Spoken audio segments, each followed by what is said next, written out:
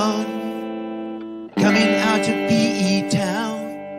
Drink, find a shot, never mind your liver, get to Gino's spot. Gino spot. Get to Gino's spot. Gino spot. Have a laugh, have a giggle, and exercise your middle, have a Gino shot. Gino shot. Get to Gino's spot. Gino spot. Get to Gino's spot. Gino spot. Have a laugh, have a giggle, and exercise your middle, get to Gino's spot. Gino spot.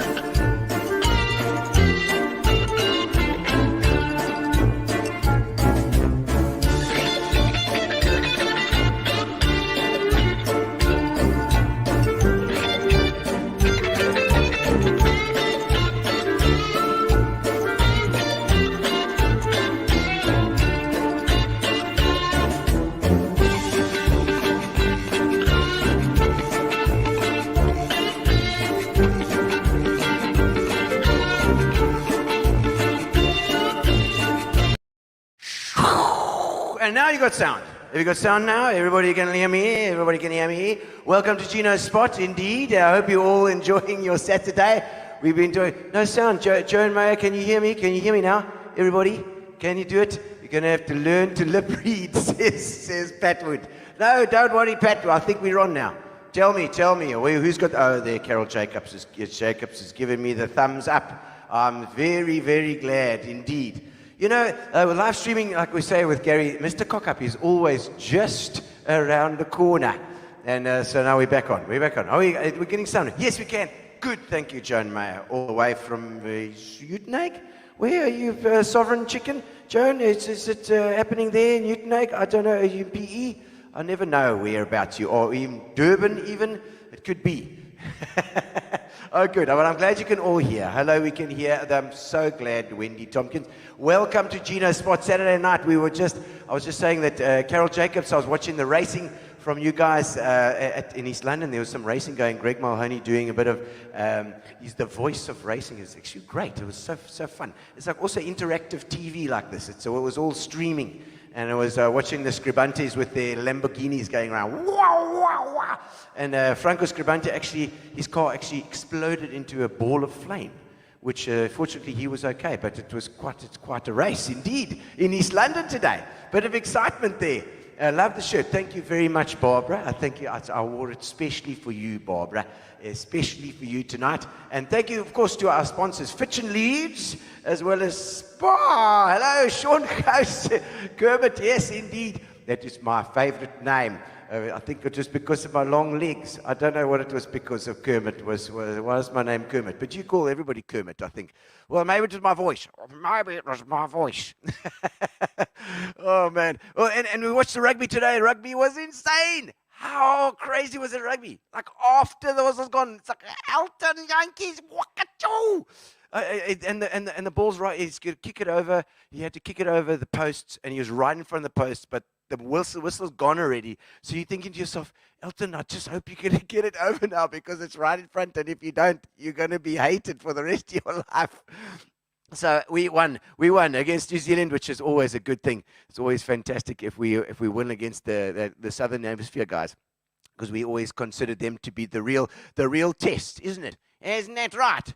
And so welcome to ladies and gentlemen. Welcome to Gino Spot. Thank you, like I said, to Fitch and Leeds and to Spa, and of course to Amobia for our wonderful internet that makes me nice and smooth on your screen. Isn't that cool? 200 up and down. Look at you. That's right. And they've also had a competition going for Amobia as well, where you, if you say to people that they must go onto Amobia, you can win 10,000 rand. 10,000 rand indeed. Let's see if I might even have a picture for you. Let me see. There we go. Gary's on the ball tonight. There we go. You can win 10,000 rand. Entering is easy. Refer one or more names to the notifications at amobia.com. Easy as that. And you could win 10,000 rand. Pay off your bond and buy yourself a nice pair of shoes. All right. So let's get things going. Give me some comments, people. Give me some comments online so that I can sing for you on this Saturday night. Maybe I don't think any of you got to Bry's game because it's raining like hell. Yeah, about 2 minutes ago it was raining on the roof here. I don't know what's happening outside. Probably a nice little drizzle. All right, so let's sing a little song. It's a little bit of song and a little bit of this one. It's astounding. Time is fleeting. Madness takes its toll. So listen closely, not for very much longer. I need to keep control. I remember doing the time war, drinking those moments when just give me some comments and I'll sing all of them for you. Let's do the time warp again. Let's do the time warp again. It's just a jump to the left and then a step to the right. Put your hands on your hips and tuck your knees in tight and do the pelvic thrust until you just you mean to say, hey. Let's do the time warp again. Let's do the time warp again. It's so dreamy, all fantasy free me, so you can't see me. Wendy Thompson, hello, hiya is one word, but I don't know what the meaning is. So we're going to see what everybody else has got to say with a bit of the mind flip. You're into the time slipper, and nothing can ever be the same. So remember to subscribe, y'all, to the Gino Spot page on YouTube. Is the best to see it. Zoo Road, you recognize my shirt. And I was walking down the street just to have it a thing when I put on the shirt just for Zoo Roads. Took me up, shook me by surprise. He had a pickup truck and a devil's eyes. Make sure that you subscribe to the YouTube page.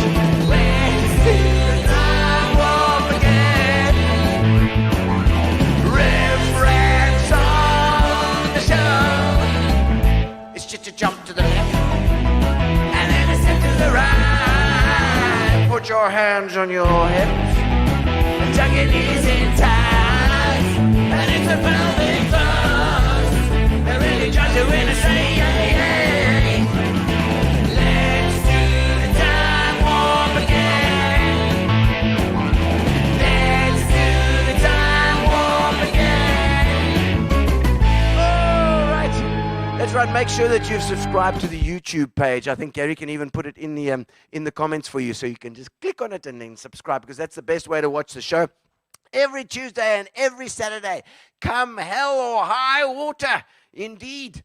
So make sure that if you've subscribed to that as well, YouTube is a really nice way to watch it. It just reminds you every time, and you pop on, and you can cast it to your television as well if you're technologically inclined.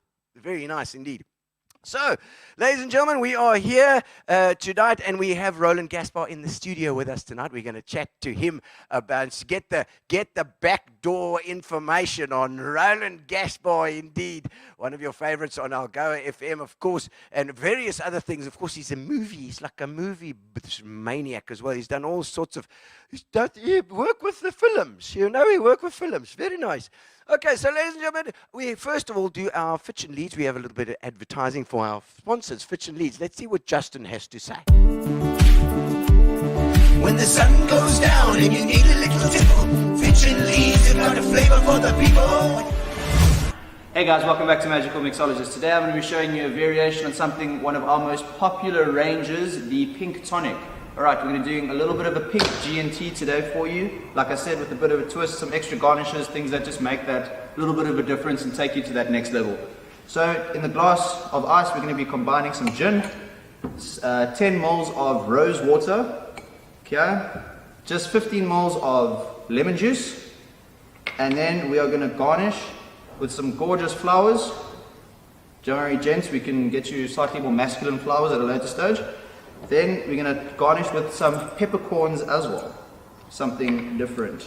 But I've got something for you guys today. We're going to do something a little bit different. I'm not going to be using this pink tonic. Let me show you what I'm going to do for you. Okay. Alright. Do not, I repeat, do not forget to add our Fitch and Leads 1 liters onto your shopping list on Monday. Whoa, good damn it. But that's cool. I'm so excited to get out of the bottle, and I'm just excited to use it. Awesome stuff. Give it a stir with the magic wand. There we go. And I've got a variation on an absolute perfect classic. Fitch and Leads have got a mixer that'll fix you on the table. Fitch and Leads, the bespoke.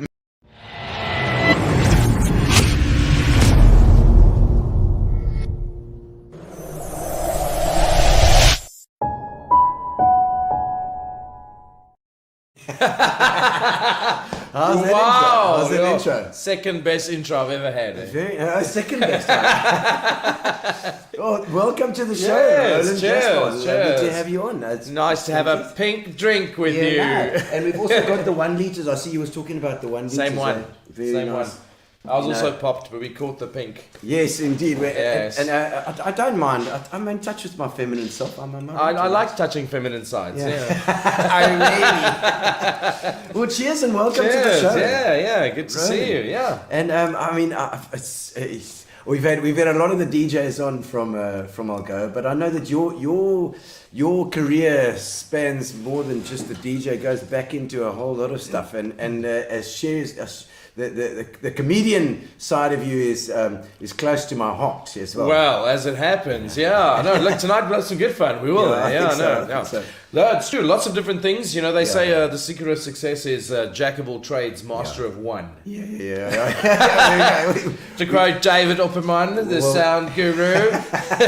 Dave, I love Dave. Dave, yeah. Dave, I worked with Hey, Dave many years as well. I don't know if he's on. Somebody tag Dave Opperman. Somebody tag him. He should be on watching the show tonight because he knows us both very well. Yeah. But Roland, I mean, at the moment, obviously Algoa is a big part of your life at the moment. But I mean, work-wise, all the guys have been crying because of COVID. I presume it's affected you as well. Yeah, absolutely. It's been crazy. You know, like you have these. All these different irons in the fire in terms of entertainment, and a lot of people think that guys on radio have like one you know, everyone says to me, so, you know, it must be nice, you know, you go to work and you've got your show and it's 4 hours and you go home and you go, yeah, no, you start early and you finish late and you've got all these other things going on. Well, this is the show as well itself, and I mean, I because I've been doing this show as well, I said to I can't remember who the last one was. Oh, it was Elise Fish was on as well. And the amount of preparation that goes into a show. Yes. It's it's mind-boggling. Yeah, and you're thinking all day and you're researching all the time and you're checking everything that's going on and you're waking up in the morning and checking what everyone's saying about everything. So you're constantly doing just for those hours, and then there's other things. So for me, a lot of different things were happening. I do some video directing. I do some live comedy, emceeing, voiceovers, writing. Conference speaking, motivational stuff, all sorts of different things, and then suddenly COVID comes and it just shuts everything down. And fortunately, I mean, I really feel for the entertainment guys because you were like really everything shut down, and for us, radio was still an essential thing. And so you have this like all these different things that you were doing, and then suddenly it all shuts down. You've got like one, and there you go, and you've got just that one thing. But having said that, though, the fact that you do voiceovers, ads, you've had experience with that stuff as well. It would help because those guys still need radio ads, they still need TV ads, and the online thing obviously did kind of really have a shot in the arm. Streaming is like this is another story for me. It was a case of just jumping in blindfolded, but at least the new business term, you know, in terms of motivational speaking, they say you must pivot. Pivot your business. And the other thing is you've successfully pivoted. You've been pivoting for years. I have.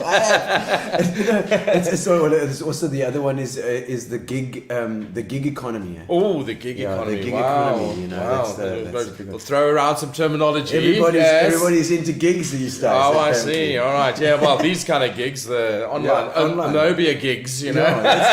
But I mean that stood you, I'm sure, in good stead. At least you still had those channels that you could explore. Well, what a lot of people don't know about me is that I do copywriting. As the sort of day job, as it were. So I work with AlgoaFM in two different ways. So in the mornings, I work on the admin side, as it were, and all the ads, everything that comes through the station have to be checked for language, grammar, legal requirements. You know, it's a administrative job, etc. So it's a lot of things. So that's what copywriting is essentially, is just to check out that when you put it online, it's not going to pick up a whole lot of. Well, no, copywriting is like taking information, and you know when you're in high school and they gave you the book and they said summarize this, you know, and you're like 17 chapters into one page. So basically, your client comes, they have a lot of stuff, you write the stuff and you put it into that one salient point, and it goes on kind of like, you know. But now copywriting, what I do is kind of the hub of it, kind of bring it all together. Yes. So all the different copywriters, all the different agencies, all the different clients, all the different. So you've kind of got to be that admin hub, that brain that kind of puts it all together, loads it on the system, checks that it's right. So every time the president speaks, I have a minor stroke. You know what I mean? We're going down to, when he says level, I go, that's half. What is it? Half. The entire like ad loading has to now change. As of tonight, everyone's going, oh yes, level 1, that's great. You know, and I'm going, that's 3 weeks of work overnight. Everything in time. If you consider when adverts need to be flighted, that's the thing. Well, I don't do traffic scheduling as they call it, but every single thing. So yesterday, or today, 6 o'clock, an ad said, go to ABC Liquors and get your whatever on level 2 restrictions. He speaks and says, we're adjusted level 1, and then everybody who's got level 2 in their ad has to be changed. So that sort of thing. So there's that side of it. And then also, you're doing all that stuff and you're writing promos, you know. So, when you hear the AlgoaFM Hitmobile will be on the road again, Charlie T will be at whatever, someone's going to write that. Yes. You know, and typically that'll be me, and it'll all come through, and the client will go, can we have like 75 different points in the one ad? And you've got to go, that's great. We have 39 words in which to say it, and they say, can't you reduce the font, you know? So there's those kind of challenges. So it's very cerebral. So that's all day, and then sort of from 2, head to the studio, and then be on air from 3 until 7. And that's like the creative and whatever. And then at night, you do this sort of thing, you know. You know the story. It's constantly going. I mean, and find that also I tend to be in a constant state of a little bit stressed. You know, a little bit, like there was a gig. Chronically, minorly stressed. Yeah. Minor stress all the time. It's because okay, you've got the show coming, you've got to do this, and you. I think it's tough on our hearts, especially. It is. Yeah, no.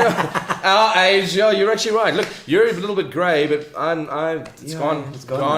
Renee Ball would say hello, Renee. She's actually the hero of the story at AlgoaFM when it comes to scheduling. Yeah, if you think I got stressed when it comes to the ads and everything, she's the one. She does it as well. No. Like I have to like feed the bull, but she has to ride the bull. You know, when it comes to it. There we go. Patrick Gillespie saying Right Side City Paint and Tool ads. That's what Gavin. I know Gavin as well. He's my ex-neighbour. Well, I've got to. Patrick's ads have some great voice talent on them. Oh, really? Okay. His voice. Excellent. Not a lot of people can do it because as you know, when you get, they say the human brain starts developing in the womb already, and it never stops until the day you sit in front of a microphone. Oh, right. You know what I mean? So a lot of people, Oh, no. Smart TV don't know how to see comments. So you got to use your phone. Yeah. And the TV then, if you want to check the comment with make comments, you got to use your phone and you cast it and then you keep your phone. That actually was ready. Greg using his phone. Yeah. Yes, you see, that was his. Was using your phone, Greg. Yeah. So. Yeah, there we go. So it's Gavin Biggs was my neighbour. I was your neighbour. When I was still up there, we were still young, and he's amazing what they've done now with City Paint and Tools. Yeah, no, the guys have done incredible stuff. Yeah, so but that's so. In other words, they know their business. They know all that stuff. They've got to. They prepare to voice it. A lot of people aren't. They say they have to get a voice artist, but somebody's got to take all that info and put it into a sort of digestible form, so that's part of what I do. Because you always think like, the DJs just talk. That's how they do it. And they're just in between. They just read an ad, you know. Now I'm quite sad that I mentioned this because now every time you tuned in and the DJ says something and there's a grammatical error, all the grammar Nazis. Roland. Oh, where's Gaspar? Glenn Vanek. Glenn saying, how's it? Glenn, I hope you're doing well, buddy. Let us know. Put in the comments there if you're feeling okay. I think Glenn's been through the wars with his accident. He's strength to you. And look at that, all the way from Florida in the USA. That's my daughter. Yes. Families are the thing. We've got family. Hey, Dad, missing you loads. I love you endlessly. Mia cara. Good Italian. Nice Italian reference there. My dear. Oh, yeah. Fantastic. Getting there, see Glenn saying he's getting there one day at a time. Good to hear it, Glenn. Good. And keep at it, buddy. And that's if you I think positive. we'll have a catch up at some stage. We had his brother on, we had Sean on a little while ago. And, I'm sorry to hear. I'm joking. He's a good guy. And Glenn popped on as well. Oh, awesome. Looking good and healthy, and I see he's up and walking and going. And something like that is just such a blow, you know. Yeah. Glenn, you've done some amazing work. Isn't that the metaphor for like a lot of what's happened? Is there's been so many challenges. People have hit like a Mack truck, and just to watch them navigating it. The other day, I bumped into someone who's also in the design, clothing design and stuff. And I just stopped and I said, if you think you're having a hard time, bro, you really are. Yeah. If you're feeling like down, you should be. But if you're like, if you want to know if anyone's proud of you, we are, because we're watching you navigate this. Exactly. And like all the entertainers, all the businesses. I mean, look at Glenn with Magnetic Storm having an entertainment-driven company as well. It's already a blow. And then still the accident. So Glenn, you're a shining light, buddy. You're like a beacon out there. So so best of luck. And we'll have a catch up with him soon. I'm sure. Yeah, it'll be exciting. Yeah, and so let's do a little bit of history before we get into the thing. So I mean, you just appeared here one day. That's it. I tend to do that. Ta-da! Where the hell did you come from? Where were you born? The Far East. I was born in the Far East. The Far East Rand. So on Joburg side, on the east side. There's west side, east side, Roodepoort, and that's that's the west side. East side is I'm the far east. So the east side, when people say where you're from, I'll say, you know, Charlie's Theron. Yeah. I was there when the Therons were still Trons. Okay, and then the Shanes were still Labuskachnis. It's just Benoni. You know, she was in Benoni. Okay. Now if you go further east, you get like, you know, you get like Brakpan. Yes, Brakpan, Benoni. And if you go even further east, then you get Springs. Yeah, it's like the Dispatch of Joburg kind of vibe. Yeah, no, I get that. It's Springs, but they say was Suspension City. If you mow your lawn and then you find a cortina, then you come from Springs. That's you know. it, bro. We didn't have like, I mean, our Patrick was from there that we saw just now. Yeah. Although he asked me not to say anything. Yeah. Springs, I was like, Benoni, there you go. It's Patrick says Suspension City. And he was in Springs Boys High, so when you see him, you got to salute him because he survived. We made it out, brother. We made it out. Yeah, no, we did. But no, some actually significant people came from there. So grew up in Springs, and then I actually wanted to be. Well, I mean, I was trying to do music. Music was I really wanted to. And I've been thrown out of more record companies than most folks have been in. You know, difference between you and me is they actually let you in. You know, like signed you on. No. When they signed on mine, it was like the restraining order. You know, I was that guy. Stay away. You know, when you make your demo and you see the A&R guy and you go, nice to meet you, and you like put the demo in his hand. There you go, lovely. Have a listen to that. Yeah, he goes. Yeah. No, those A&R guys are also full of crap too. And they used to get so many. I mean, when we were with the band as well, it was the A&R guy with the guys you had to convince. If we'd known that at the time, when you're 21 or whatever, all you're thinking is like, we just want to make it, and that's it. No, they must just record me. You don't even worry about the money. I don't care what they pay me. I'll sign anything. Anything. Yes. No, so I was keen. So I did a lot of recording, made a lot of music and so on. Yeah, so I did that, and then that's how my comedy career got started. I was doing like these competitions and things, singing. And one day, you remember when you first got to write CDs? Yeah. And you were like writing. You remember it was like you were high tech, a CD writer. CDRs. CDRs. Yeah. And I wrote it, and I had my CD backing track there, and I went and I gave them my track. And I'm standing waiting to sing, and nothing happens, and nothing happens, and nothing happens, and they say, oh, it was jammed, and the CD's stuck in there, and whatever. You bought the cheap one. Anyway, so I started telling some jokes, and to the audience, started just like doing some. Oh, it was an audience thing. You know, it was an audience competition. So I was doing it. And then they came to me afterwards and they said, listen, that was amazing, that was great, would you come back tomorrow? I said, did you manage to fix the CD? They said, no, the CD's busted, but don't sing, rather tell the jokes, you know. And that is where the comedy started, and then people asked me to do that, and I started emceeing. Then I ended up doing a radio course, and I was actually working as an auditor, would you believe it? I was doing my articles. Well, it's funny you said, because when you were talking about this copywriting story, I mean, that's like admin intensive as well. I know. So that's not, like creative guys are often full on ADD kind of vibe, you know? and like me, I'm talking about myself here. And admin for me is like it's honestly like me taking forks and sticking them in my eyes. Yes, I can't stand admin. No, it does. You can do that. Well, there's an element. There's an element to it. Yeah. So you focus. I started there. There's a part of me. Yeah, there is a part. Yeah. So there is a focused part of me. Did you really study accountancy? Oh, yes. It was called BCompt back in the day. The University of South Africa. It was BCom accounting. BCompt. Oh, right. Yeah. So I worked at an old. Small little firm in Springs called Selvin, Dick and Company. Nice. That's very. Very edgy. very ahead of its time, you know. Yeah. No, those were the names of the partners, you know. I feel sorry for one of them, but anyway. So we worked there. So and in those days there were no laptops. We used to write everything on those green pads, and you write it out. And there were those old ledgers that had sort of wooden things on. You had this little device that you turn it, and the little pieces of wood would come out, and you put file the stuff, and then you turn it. I mean, it was the end of those things. Filofax. Yeah, that kind of vibe. You know, there was no electronics like the Oaks had, like the big companies. Yeah. You know, the ones that you see on the movies. Yeah, they had like laptops, and cell phones, and here we are with beepers. Your pages, those blue ones. I had a pager.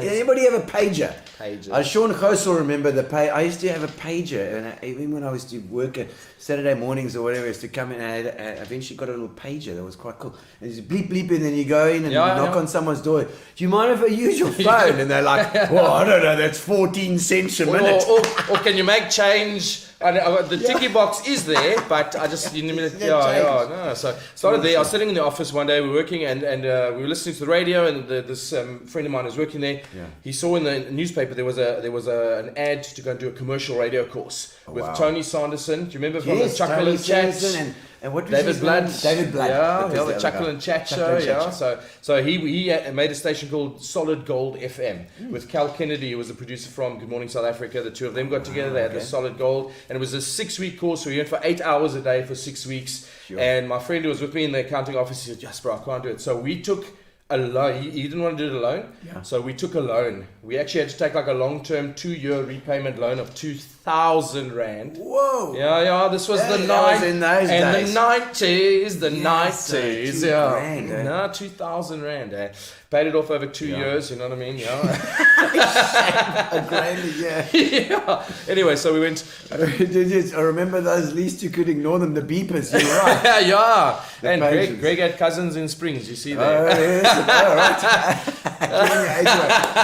Cousins. I think they're cousins. Well, everyone's cousins in Springs. Well, no, I don't want to say that, but Joan. Giving away your age, Roland. True story, Yeah, it's crazy, Yeah, we're not as young as we used to be, none of us. Yeah. And so you did went the on the course. 6 weeks, did all the training. My friend hated it. Today he's a highly successful auditor with a great retirement package, a house and a holiday home. You should have carried on. Yeah, no.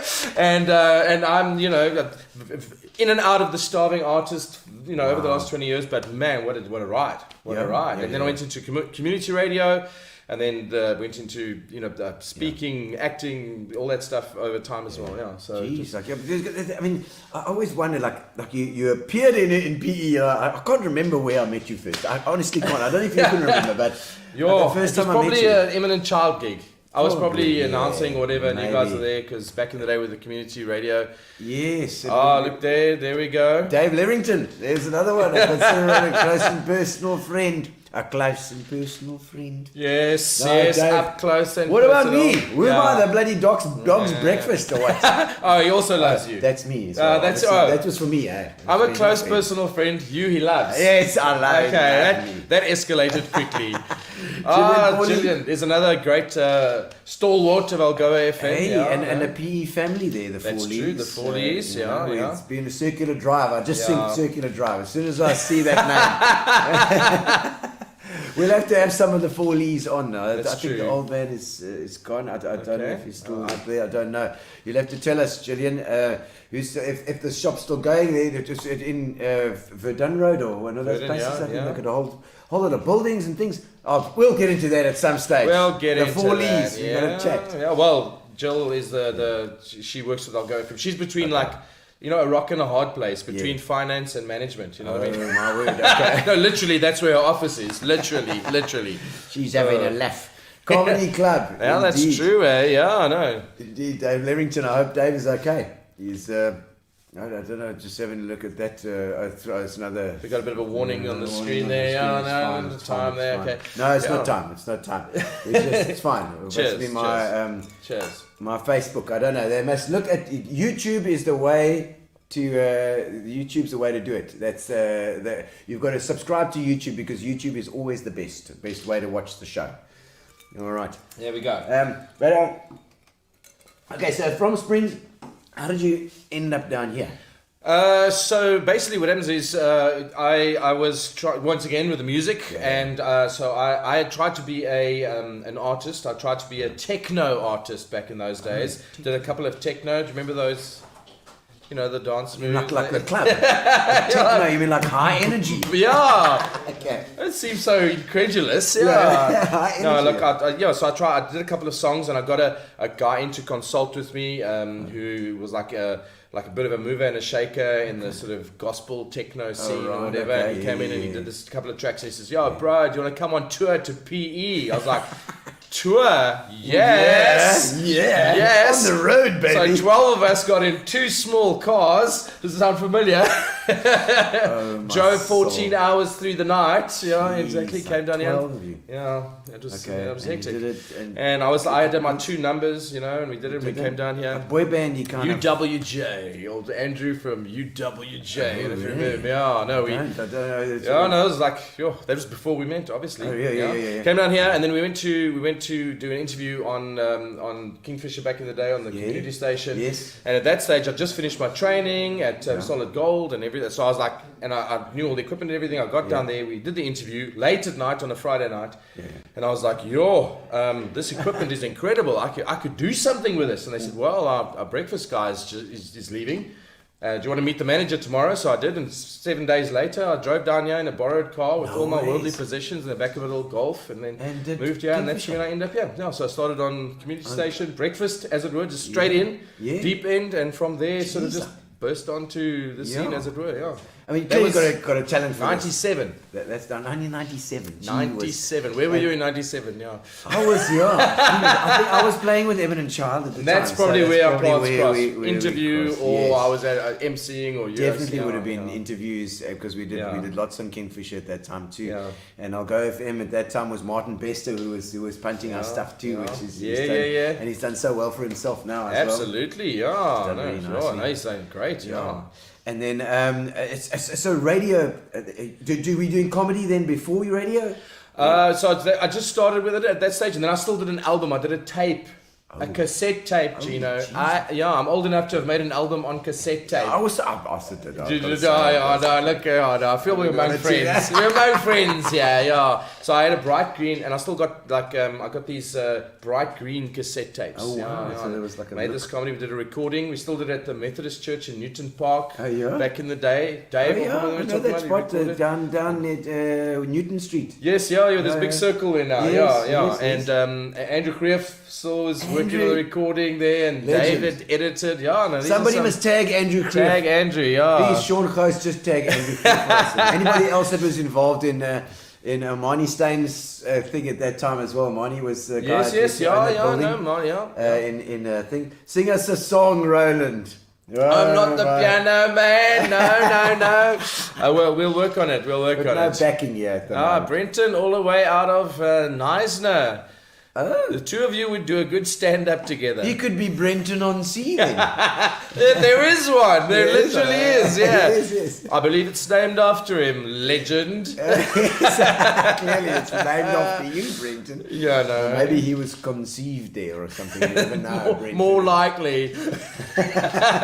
Yeah. So and then started there. Yeah. So sort of and Kingfisher and then but then the comedy side. And comedy side started with doing emceeing. A lot of people ask me to MC, and then of course and I always had this I enjoyed the responses also from the music days, the comedy, and then when you MC, you know how it is when you're in that corporate environment or in those days church environment or whatever, and then you're standing there and everything's very formal, and you can either just live in that or you can break the ice and go for it. As you do, I did that and sort of became known for that. And it's almost the more formal the situation is, the more leeway you have, because you know where you can go and where you can't go. It's more defined. Exactly. Yeah. And then also in terms of doing clean comedy, there was in those days it was very very edgy. Like a lot of the comedians were making a statement by being hardcore and edgy, and and then the clubs in Joburg that were around, your Hurricanes and your whatever, they were they're trying to be very hectic. It was really the coming of age of no rules, hardcore, exactly. Internet and just anonymity, and you can go for it. Whatever, and parody and satire, and you could swear and you could swear until you go. So that was the comedy vibe was. I wasn't really in that, but as a result of the MCing, got into the comedy, and then 2005. Barry Hilton was down here. He moved in, and he had a thing at the boardwalk called the Barry Hilton Take a Chance game show. And you won. It was a great formula, because you won 1,000 rand in casino vouchers if you were the best, and you won 500 if you were the worst. So the only way you could lose was to be mediocre. So I love that formula, because you just throw it away. Just got to go for it. So each month they had this thing, and I won the one month, which was April or something, and then in September they had the winners of winners. All the monthly winners came together, and then you win the show. And I ended up winning the show. I reckon there was one guy who was better than me. Who was like really like, you know, I felt strong. I felt strong. You know how it is. You know your material and you feel strong, but you know where you're at. And if there was one guy I thought, was a bit, he's a bit... He's up there. Yeah, look at this. Someone's asking, what did you spend your 500 Rand on? Yes, what did you spend the 500 Rand on? Hey, they gave me my 1K. Is what happened. No. I actually won, but it was vouchers, so you had to gamble. Oh, you had to gamble and first see and then if you won. win it Yeah, back. because you have to win it back. Yeah, so... Those boardwalk bastards, they're just like that. Well, listen, I did responsible gaming. Yes, so that must have been Graham Vass back then. Precious boykies, I love you too, Mariana Lawrence. Yeah, no, she's been around also for years in theatre and radio and all that. Yes, and Robert. Rob, yes. And Yvonne Smith, of course, she is James Smith's mother. You know James? Yeah, James absolutely. is amazing. Two crazies in one. Oh, fantastic. Lizelle. She's amazing, dancer, choreographer, incredible. Listen, I could not dance. Years and years ago, I could not dance at all. And they literally we did a show at Candy Johnston. Yes, she choreographed for Andrew's wife, Ingrid Kuyef. We did a show. My dancing was so bad that I had the lead, and the guy had to like woo the girl by like dancing with her on the salsa. They actually had to change the script where I impressed her with my money. And they got Travis to dance with her for the take of the show, you know. So my dancing was terrible, and then it started back in the day with Candice with all her. She did great work to get a little bit of steps out of me, and incredible. And then over the years, it got impressed. And then I recently got to work with Lizelle and people like that as well. So my dancing is like I've been exposed in 2018, by the way. Yes. I won an award at the PE Dance Festival for extraordinary contribution to dance. They challenged me. That video? There was a video that you did a while ago. Was that the one? Well, there was with the ballet. With the tights and the stuff. The full ballet outfit. Thing. It was so good. They challenged me to do 3 styles, 6 weeks of training, 3 styles: tap, ballet, and contemporary. And I had to do like 40 seconds of each. And the last one was the Swan Lake, the dying swan thing. I did the pas de berets and the pliés. I did it. And I did it straight. Yeah. Not a dry eye in the house. Not a dry eye. But having said that, Cara that was messaging me, my daughter, she was here at the time. She works in the US. So she was here and she was she was helping me train at the time. And at one stage I'm doing this run around, and she says, Dad, listen, I've got to tell you, you need to find something better to do with your arms. I said to her, but the swan is dying. She says, yes, but not of spasms. No. So thanks for that little... Cara, did she also go through this phase? I mean, I always relate the story where my son was talking to his mate when they were like 6 years old, and you walk past the bedroom door and you eavesdrop, on what they're saying, and he said... Might be anything. Yeah, he said to his friend, does your dad also dress in women's clothes when he goes to work? And his friend just looks at him with his big eyes, he's like, no. Absolutely, yeah. She just grew up with it. She grew up with it, obviously, when you're like my dad has size 9 high heels and whatever, obviously wears you have women's clothes, it's fine. Yeah, and you've got like outfits that look like feathers and animals and the kids today they knew nothing else. Yeah, they knew nothing else, and it's only when they spoke to their friends that they felt a bit embarrassed. No. We'll talk about that later. The ways these costumes take you, eh? Yeah. Look, I actually feel great because there's very few people who can relate to that moment, because as a performer, as a comedian, you sometimes have to do characters to just get into that theme or whatever. And the people who are hiring you, it really doesn't feel strange to them at all. It doesn't feel strange because they're going, we've got this theme and it is a peacock theme, and we'd love it if you dress like a peacock, and they get there and you dress like it, but nobody really thinks how it feels for the oak who's talking. So no, look, I mean, it's nice to be among among friends are relatable. It's a little weird, but it's a little cool. weird. You I'm know, not you're gonna lie. like, there's more difficult ways to make money. No, sure. That's the other thing as well. Is one thing Clara did learn, and you talk about the kids watching their parents. Is that she always said, "I love the fact that you do something that you love, and I'm going to do something I love." And today, she's vastly more successful than I am, but doing something she loves, which I'm very proud of. What does she do? She's in the hospitality industry. She works with all sorts of. She runs restaurants and all sorts of things. It's fantastic. Well, she got that focus, and you need that for the restaurants and those things as well, and that thing. At one stage, stock and that stock and do that. No, she was working at a fancy 5-star country, 6-star country club. I didn't know there was a 6-star. Michelin. I don't know. I always talk about this Michelin. Exactly. And then she sent a photo and said, "Do you know this guy?" I'm like, "Yes, he's a movie star. Do you know this guy? There's this old dude that they're all making like fun of or whatever. They all think he's amazing." And I'm like, "Yes, that's Lord Alan Sugar, from The Apprentice UK. Yes, he's having lunch there, And she's like, "There's these people they're making fusses of." I'm like, "Girl, you're working on a level, okay? Just represent." So I'm very proud, But do what you love, and it's great if you can. It's amazing. And how old is she? How old is she now? 26. 26. 26. It was an early starter. You were early starter. Chosen, not born, chosen. Love it. But then you find that having kids like that as well also kind of makes you focus your life much earlier. Well, that's true. Also, you do positive parenting as well. You have to live it. You can't. When you say to her, "Look, don't get discouraged if you don't get the auditions."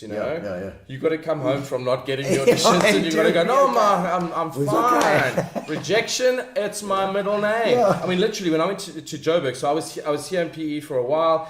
And then in 2006, I worked with Everready back in the day. Well, I used to do robot animation for them. We'll talk about that later. What? Yeah, they had this big 6-foot robot that I used to be the personality and the voice of. And I used to have the controls in my pocket. Whoa. Yeah, and I used to drive the thing around. It was, Holy moly. It was another interesting project, And then I went, after that sort of came to a close, I moved to Joburg. And then I went just went to student queues. People say, "Where did you study acting? Where did you study?" I'm like, in the queue with the script behind the other guys. I was literally number 800 in the first audition queue, So it's hectic, Because that's sort of movie stuff that that's where I went into television, movies. Yeah, I always wanted to. An agent. I did get an agent, I've never really had an agent. It's quite nice. Gary, I've got Gary here. You're already an agent. At least he could act like an agent. That would be great. Agent Orange. Burns does it. But so I went up there and I managed to get an agent so I did the auditions, just stood in queues, and there you go. And a couple of nice little movies and things that you've done. Yeah. Didn't you do? There was an ad series that you did. Was it not Builders? It was. Look, there's a couple. So the first one I ever did was the red tag sale for General Motors. Where the salespeople haven't been home. Yes. With the Susie. Yes. The Susie one. The Susie one. Yes. Yeah. So that's the one where she goes. He's obsessed. Everything is just cars, and it's just cars. And he says, "Oh, come on, he's Suzu." She says, "My name is Susie." That one. Yeah. So that was my first one. What a great bit of script writing as well. I know. It was good. So they started with that, and then went on to. I did a couple of others, and I did the.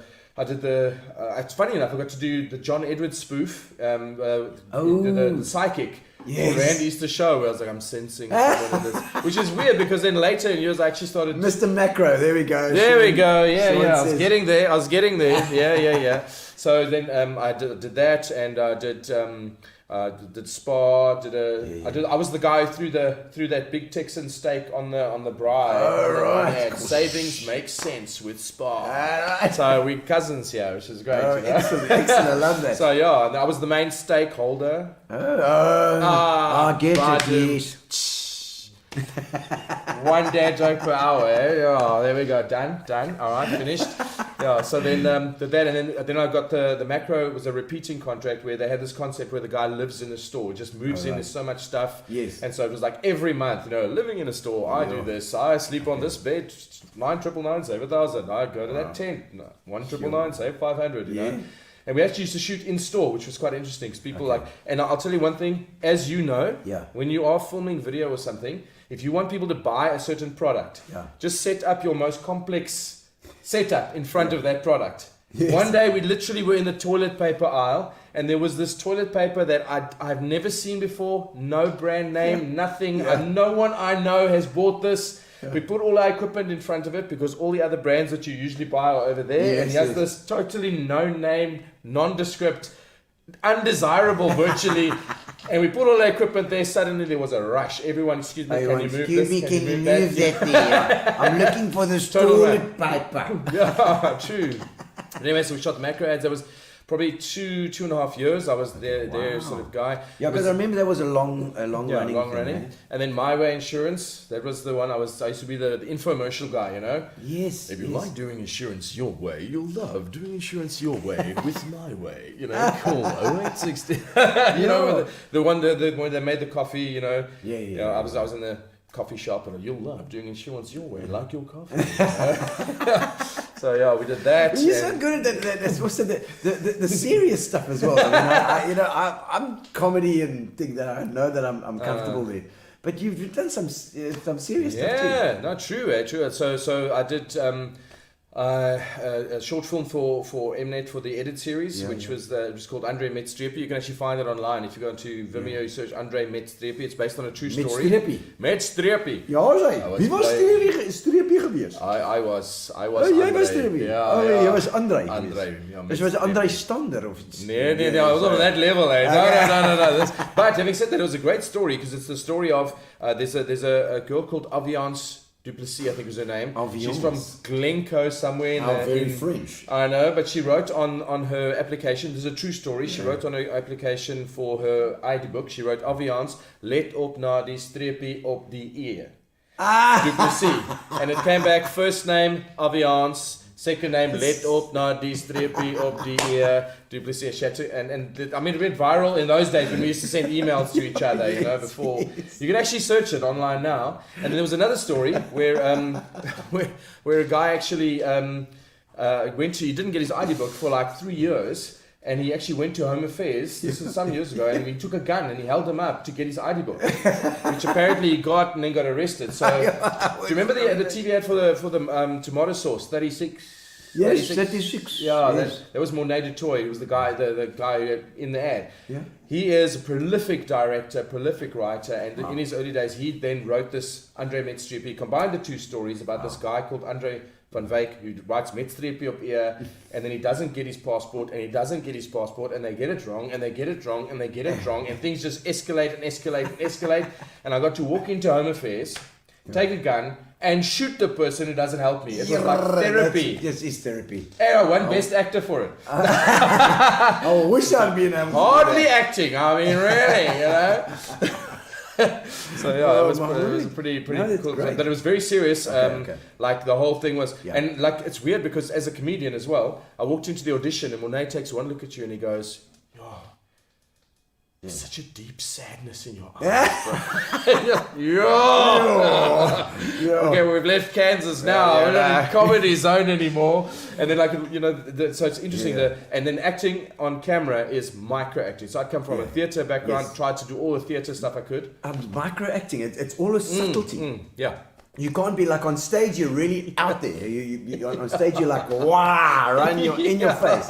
And the more in the face you can get, the better. But TV and film is just like so up close. Yeah. And the difference was also like when I went and just stood in those queues and I was auditioning, in Joburg. The casting directors would say to me, at one stage, it really hit home because I'd come from that theatre background where you're totally overdoing everything, you know. And then they. The one casting director said to me, excuse me, could you just bring it down about 1,000%? I was like, maybe I should. I love that casting director. Do you know those guys? Yeah, I know that guy. 1,000%. 1,000%. For God's sakes. Please. And I learned, the micro gestures and so on. And interestingly enough, it's all about thinking things, and it's very different from stage acting. Yeah. So I got to do that. I did Met Streepie. I did a couple of other things. And then I did my big movie, which was Slam Bang 2009. Not the other one, the one about the gunfighting and stuff. Oh, the gunfighting. But I like the gun. I think Gary's got something over there. We go. There it is. I don't know what this is about. But I think I made it clear to the Chinaman that I'm not going to help, okay? Really? Tough. What we need is on that computer.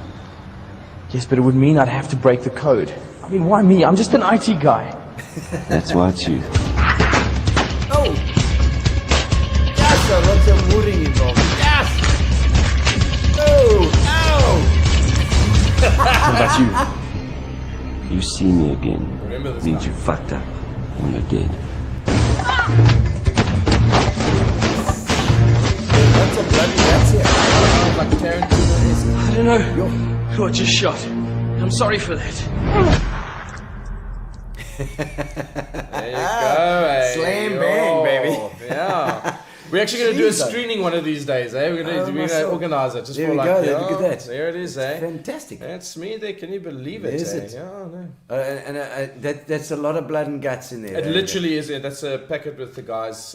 Yeah. That's why the subtitle says it will take more than guts to survive the day. It's like a Tarantino-esque heavy. When I read the script, I actually felt quite nauseous. Really? Yeah. So based on the other, so Kill Bill kind of vibe. Yeah, exactly. Yeah. It's kind of like Smoking Aces kind of. Okay. Like the low budget South African on a shoestring version. Yeah. Well, I mean, the budgets of these things are unbelievable. Like for movie budgets. I mean, I get that. You know, to do your own movie, unless you've got some clever way of doing some sort of guerrilla marketing way, it's hugely expensive. Yeah.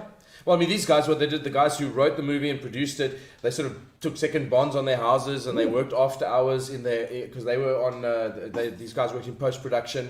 Okay. So they'd borrow a camera and then they would, you know, so you borrow the camera, you shoot 5 days, and then on the weekends they go and use like the office where they usually work and they go and like do all the workflows and everything at night, and it was hectic. It was hectic. I mean, because I know I interviewed Stuart Forrest, who runs Triggerfish in Cape Town, does animated stuff. Because it's a different story. The animation, he's got a team of guys that work with him there, and but the budgets that they talk about, it's like $80 million. You know? Well, $100 million. You know? Well, that movie at the time, so that was just before District 9. Do you remember District 9? Yeah. Okay, now I've got a story about that. I've got a story about that. Okay. But the story is this. So that movie, like District 9 was like, I don't know what it was, something like $20 million US, low budget production. Yeah. Back in those days. Yes. Okay. Yes. And that was like 180,000 Rand. Total production and everything borrowed, you know. I mean, like the blood and guts that you saw was like mixed up, you know, like on set every day. Tomato sauce and no. There's a special formula to it. There's a corn syrup and stuff. And then what they would do is there's the blood that had to be in the nose.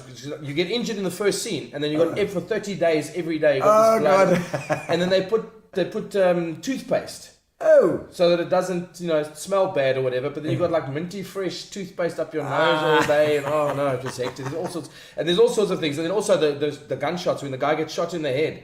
I became somewhat of a specialist because what we did was we had this like the bottle, and then you fill it up with the blood mixture, and you make holes in the back, and then you sit behind the guy's head like this, you know, and then you squirt. As they shoot the gun because they've got blanks, then you squirt. And all the oaks in the crew were like, oh, and they weren't sure, and I was like, guys, come on, I can do this. So virtually everyone who got shot in the head in that movie, you were squeezing. I was the blood. I was blood acting, you know. So I love that. So you know, and that's guerrilla. You know, guerrilla filmmaking. You just do everything. You know, you know, cleaning up things, carrying things, holding things, boom, table bashing, you know, whatever. What do they call it? Gaffers. And boom operators. Best boy? No, only boy. What's best boy? I don't even know what this stuff is. That's because we're in guerrilla filmmaking. We don't have all those oaks. I know. But anyway, so coming back to District 9. I actually go and audition, like I do this audition.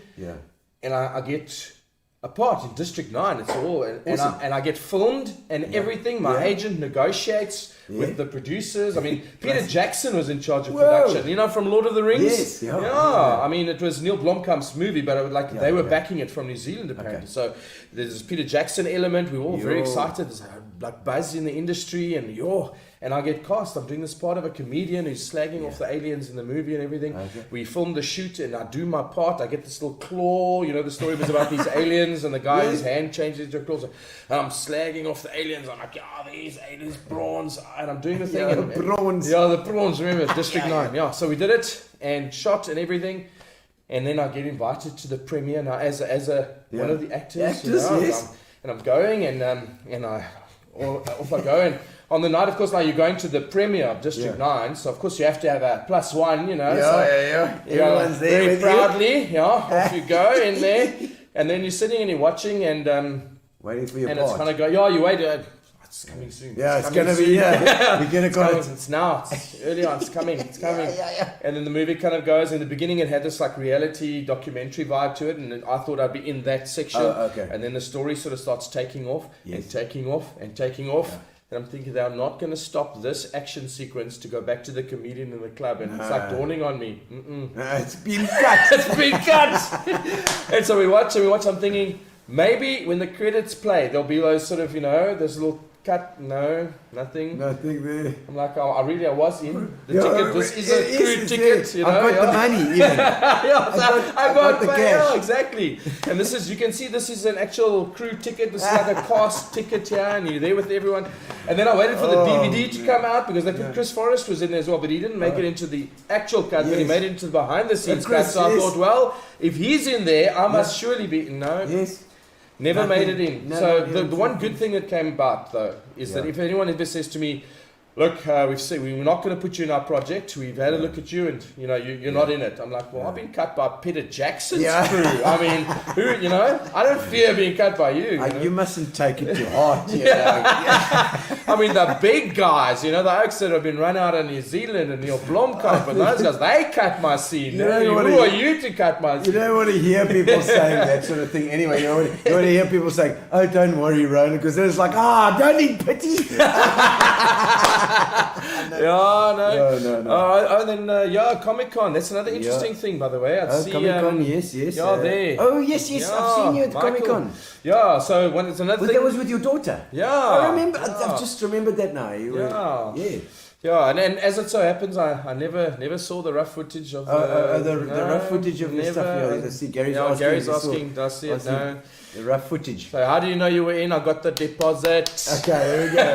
Michael. But Michael's saying, So another thing I did in PE, which you talk about the different gigs and things. Remember Connect, the Comic-Con, the local one, Connect. Yeah. So I did the emceeing for that every year, and I did it in character. So the one year I did. What do they call it when you dress up? Cosplay. Cosplay. Yeah, you dress up like a superhero or whatever.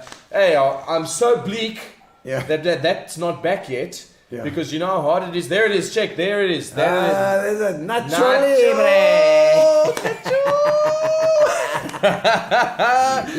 Libre. So Mia, his daughter, we were big mates there, and I got to meet all the cosplayers, and I'll tell you, there's a great community, and they take it seriously. Yeah, so I did that. So it's like a vibe. Yeah. We actually got them together after the first Connect. We got them together, and we actually did some charity work. I don't know if you remember, it was on the front page of the Herald at some point with all the superheroes standing in the robots and whatever. Okay. There was the cosplayers, and we actually raised funds, and we repainted Livingston. The kids' orthopedic ward, and we took them food and gifts and things, and they were like over the moon that Batman and Superman and Supergirl and everyone came in there. It's always that Spider-Man, old Alex Karanges, he was the classic Spider-Man. Karanges, is that Dennis's? Is his son? Yeah. Hey, but Dennis, I actually got Dennis himself to cosplay with me. We did Blues Brothers. Now, can you imagine Dennis and me? He would have been there. Yeah. No. Rawhide. I tell you. No.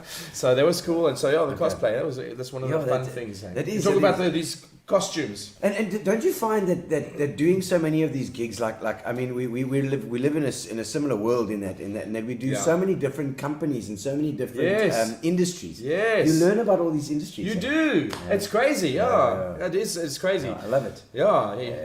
And also it's like connections. You know, like people that all of a sudden, you know, if you want to go and get solar panels, you go and there's Greg Blanford there from Rubicon or whatever in solar, Marshall Thompson. You know. How do you know? Well, I happen to be dressed like Nacho Libre at his urine function, I'll tell you. How do you know? I was licking his head, you know.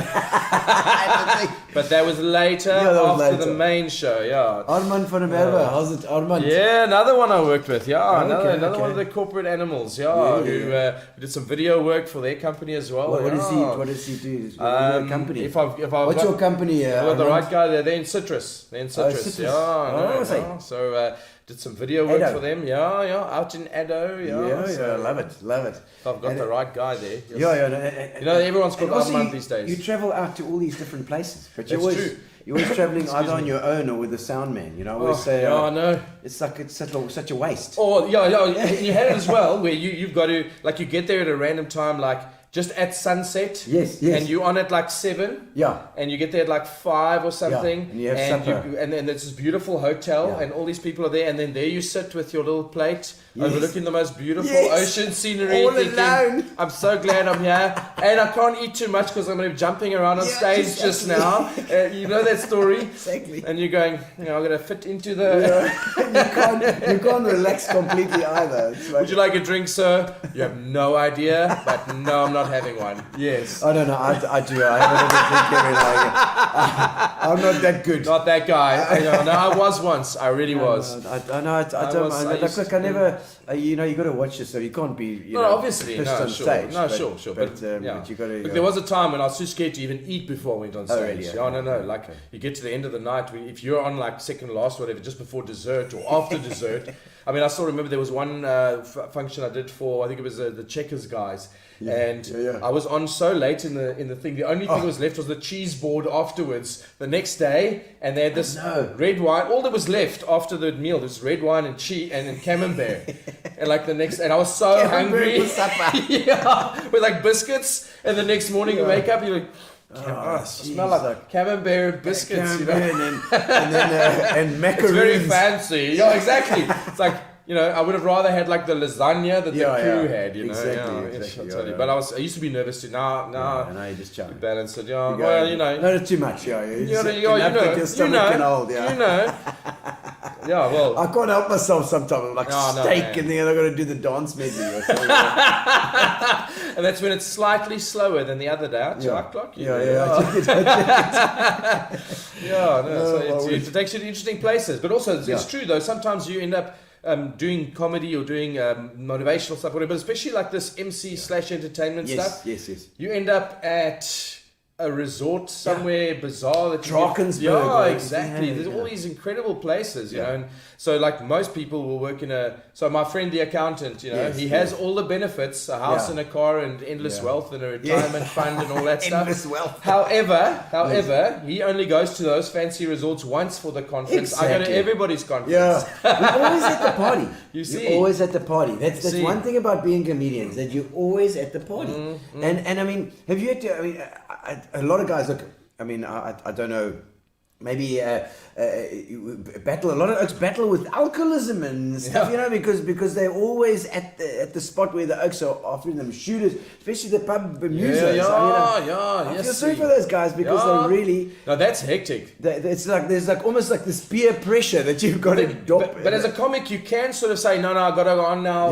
You can. As a muso, they're like, I appreciate the song, bro. Have a shooter. Yeah. How many songs are you doing? 12 songs, you know? And even as a comedian, you go the next night you're at another function. So you really, why don't we have our own show called the Comedy Con where we host all the PE comedians in one showcasing local talent?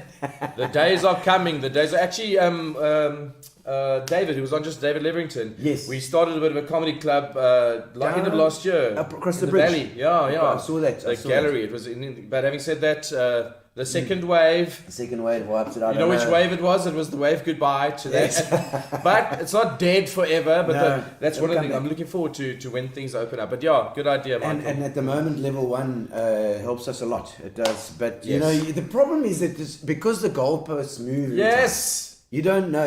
You're preparing now Yes. for your show, and you've got like, okay, 100 people or 50 people or whatever. Now all of a sudden there's 200 people. Now you've got to like change your whole thing again. Yeah. Whether you change this way or that way, And doesn't matter. And the other side of it is you've just booked your show, you've done it, and you've sold all your tickets. Yes.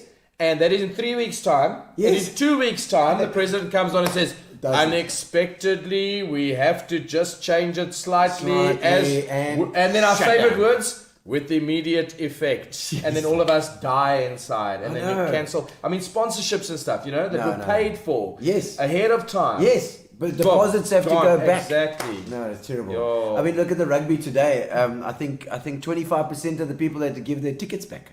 Yes. How do you do that? How do you choose who gives the tickets back? For goodness sakes. Yeah, what's that? Solomon's choice, sure. Yeah, how do you do it? I mean, imagine the people. Imagine those New Zealanders who are pissed off. Yo. I mean, Yo. you're going to be that guy phoning, hello, Mr. McKenzie. Sorry, but you have to give your ticket back because COVID. We've had one case. We've had one case in New Zealand. We need to take... What the hell? No, but then, like you say, goalposts changing. But I'm looking forward to things opening up, and I'm so happy, especially for the musos. Yeah. And one thing I want to say, if you're watching and you get a chance to go somewhere and see someone play live, yes, be responsible, check it, but go. I've been doing that a lot lately. I've been going a lot to go and see the musos. We've been going out a lot lately. I'm not going to lie, the musos have had my support. I'm not going to lie. Oh, imagine. All right, Roland, I think we're going to get into our questions now. Gary, what do you think? What do you say? We've got our getting to know you questions. And then we'll dig deeper in here. Getting to know you, getting to know all about you. All right, getting to know you questions where we drill down deeper into your brain, indeed. You're the second nicest guy to drill down into my brain. What has been your biggest accomplishment so far, other than your daughter, obviously? Well, okay. Well, I got to say, you saw the preview perhaps of Slam Bang. Yeah. So this is like my claim to fame. Yeah, Okay. yeah. My claim to fame is that in that film, Yes. the guy that I was in that scene Yes. with, Neil Sundstrom, Yes. is a prolific South African director. Prolific. Okay, wow, Okay. And that's also my second best achievement. There is Oh. the Russian poster. They photoshopped me onto. They photoshopped me onto Jason Statham's body. And they copied the style of the transporter, even though in the movie I don't drive an Audi, I drive a Hyundai Elantra. Classic. But apparently I had a little bit of the reminiscent look there, right, so they yes, did that. yes, But yes, anyway, yes, Neil yes. Sundstrom was in that scene with me. Okay. He, as a favor to the director, he usually is behind the cameras. He's the director. He decided to do a scene, and he was Wow. so he was that gangster who And said, he "If you did see it. me again, you're dead." Now, my Okay. claim to fame is he directed a movie with Richard Greco, a movie called Dead Calm. Now, Richard Greco was in the original 21 Jump Street Wow. with Okay. Johnny Depp. Oh. So, here it goes. I worked with a guy who worked with a guy who worked with Johnny Depp. Oh, Burn. yeah. Only three 3 degrees of Kevin, 4 degrees of Kevin Bacon, Yes. you know, I am 4 actually degrees. in the 6 degrees, I'll have you know. Excellent. Yeah. No, I've been most impressed with your acting ability, especially the serious parts. And you look it's that tough, part, mate. man. No, it's tough. Because I yeah. know you. That's not you. Well, that's a joke. That's fantastic. Here's the I thing, love so, it. so in PE there's not a massive TV industry, but there is there's a couple of companies like Filmhouse and Yes, Rooftop Rooftop. and guys like this who do things, and like the Rooftop guys do some United Nations stuff. Yes, And amazing. We've I've got to get actually- Richard and James on at some stage. Rooftop has done amazing work. Now I've done two like projects with them that like stand out in this sense. So you know me as the comedian, the whatever, Yeah. and I go and I do the audition. And recently I got a while ago for I think it was UNICEF. Yeah. It was all about Yes. children being abused. Like not all trauma is in war zones. So they Yes, show like kids in a war zone, and then they'd show Okay. kids in like a normal situation where like a parent is like being abusive towards the kid. Were you the guy? I was the guy. And actually, know, that's terrible. That was actually Graham Broom. I don't know if you're Graham. His son was the Yes, kid. Sebastian. And so, Sebastian. I know Sebastian. so I had to get there, but it was interesting because we had to like also, and working with kids, children, they say don't work with children and animals, it's very difficult. So I had to find a way to get this little boy to like work with me and be like, like okay with me, like ricking and plicking him around and like knocking coffee out of his hand and being this abusive guy, and really carry it. And how I know we succeeded. So we did this little thing where I said to him, okay, when they shout action, we're gonna play a game. When they shout action, it's my turn to like attack you and you must look sad. And when they shout cut, you can attack me and I must look sad. And he really took it to heart. I went home with some bruises there, I'm not gonna lie. And they edited you so that you look terrible. You're the one that everybody's moaning at. But at. how I know it worked is my daughter actually watched it when it went online. And she messaged me, she said, I cried, I can't see you as that abusive guy, Of course, and it was shame, like, man, hectic, And then recently, where there was a drink less. Funny they would have chosen me, but there's a drink less. No, I'm not prolific, I've got a drinking problem. I'm not good at it, but I'm trying, So there was this campaign called Drink Less, it's like drink responsibly, drink less. It's a Pan-American thing, whatever. Okay. So we did a little audition where you play the part of, you're drunk and you've got to like get your keys in the door, everyone knows that, You know the old joke. The keys in the kids. The old joke where the wife opens the door and he's trying to unlock it and he can't, and she says, "Look how drunk you are. You were trying to use your car key to open the door." He says, "Good thing you opened the door. I was about to start this house."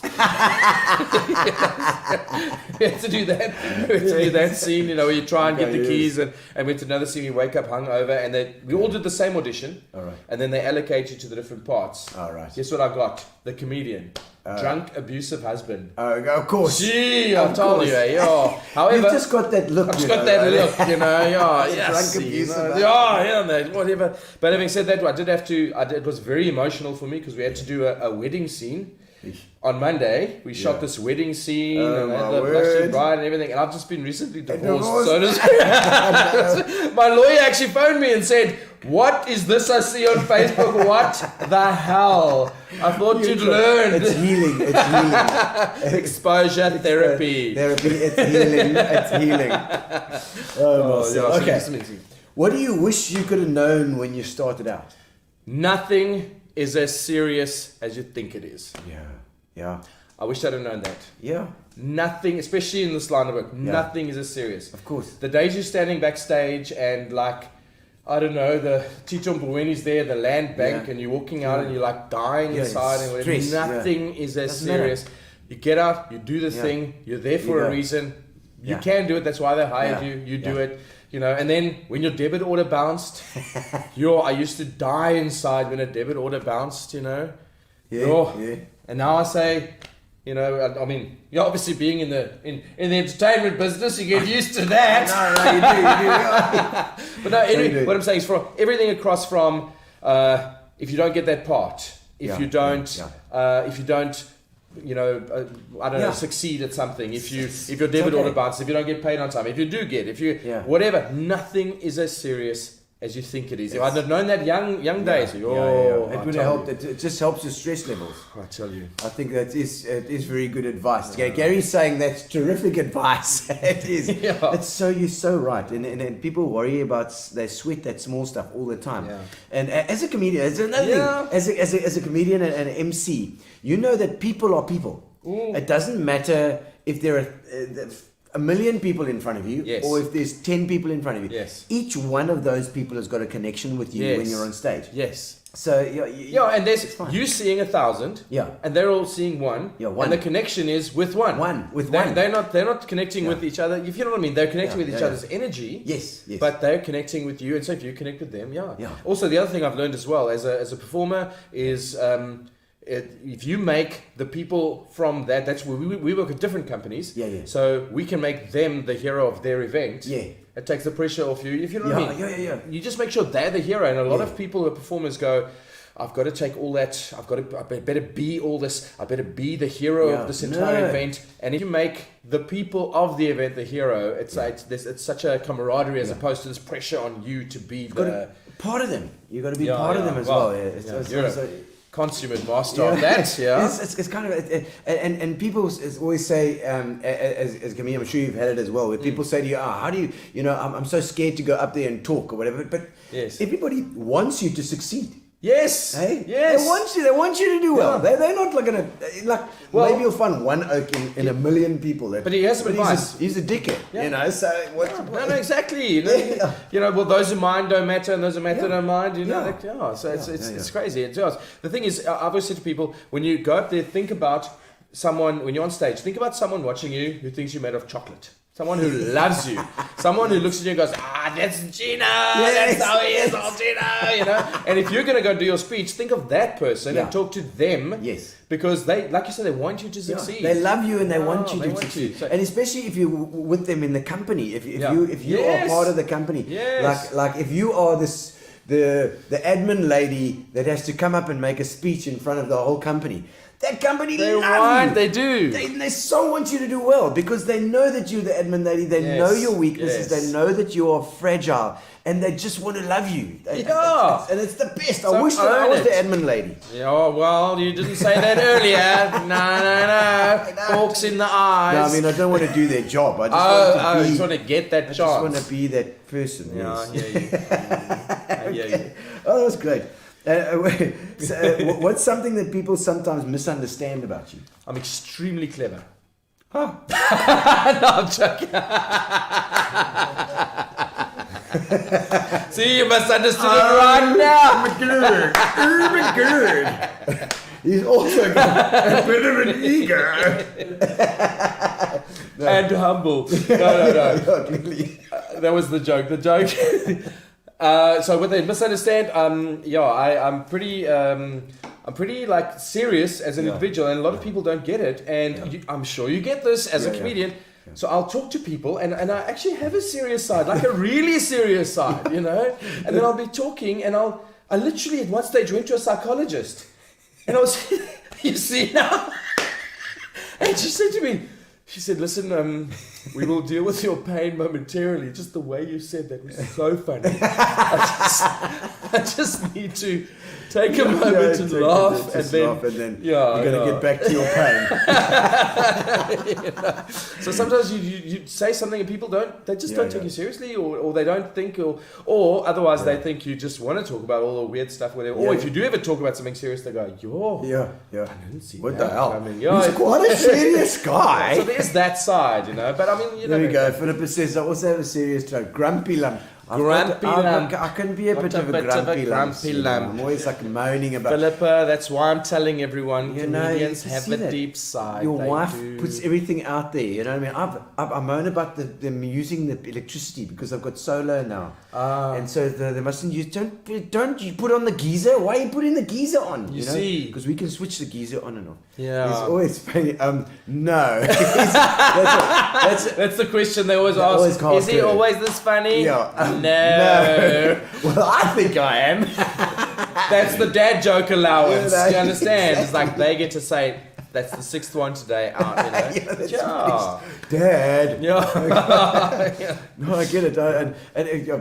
But I mean, definitely the people that think you're funny all the time, and then they'll take everything you say as if it were a joke, and you go, no, I really mean it. Yeah. Like I really mean it. Honestly. Yeah. Barry Hilton was another one I was going to say that Barry is very serious when you talk to him. Yes. And intense, focused. He likes that seriousness. Yeah. So.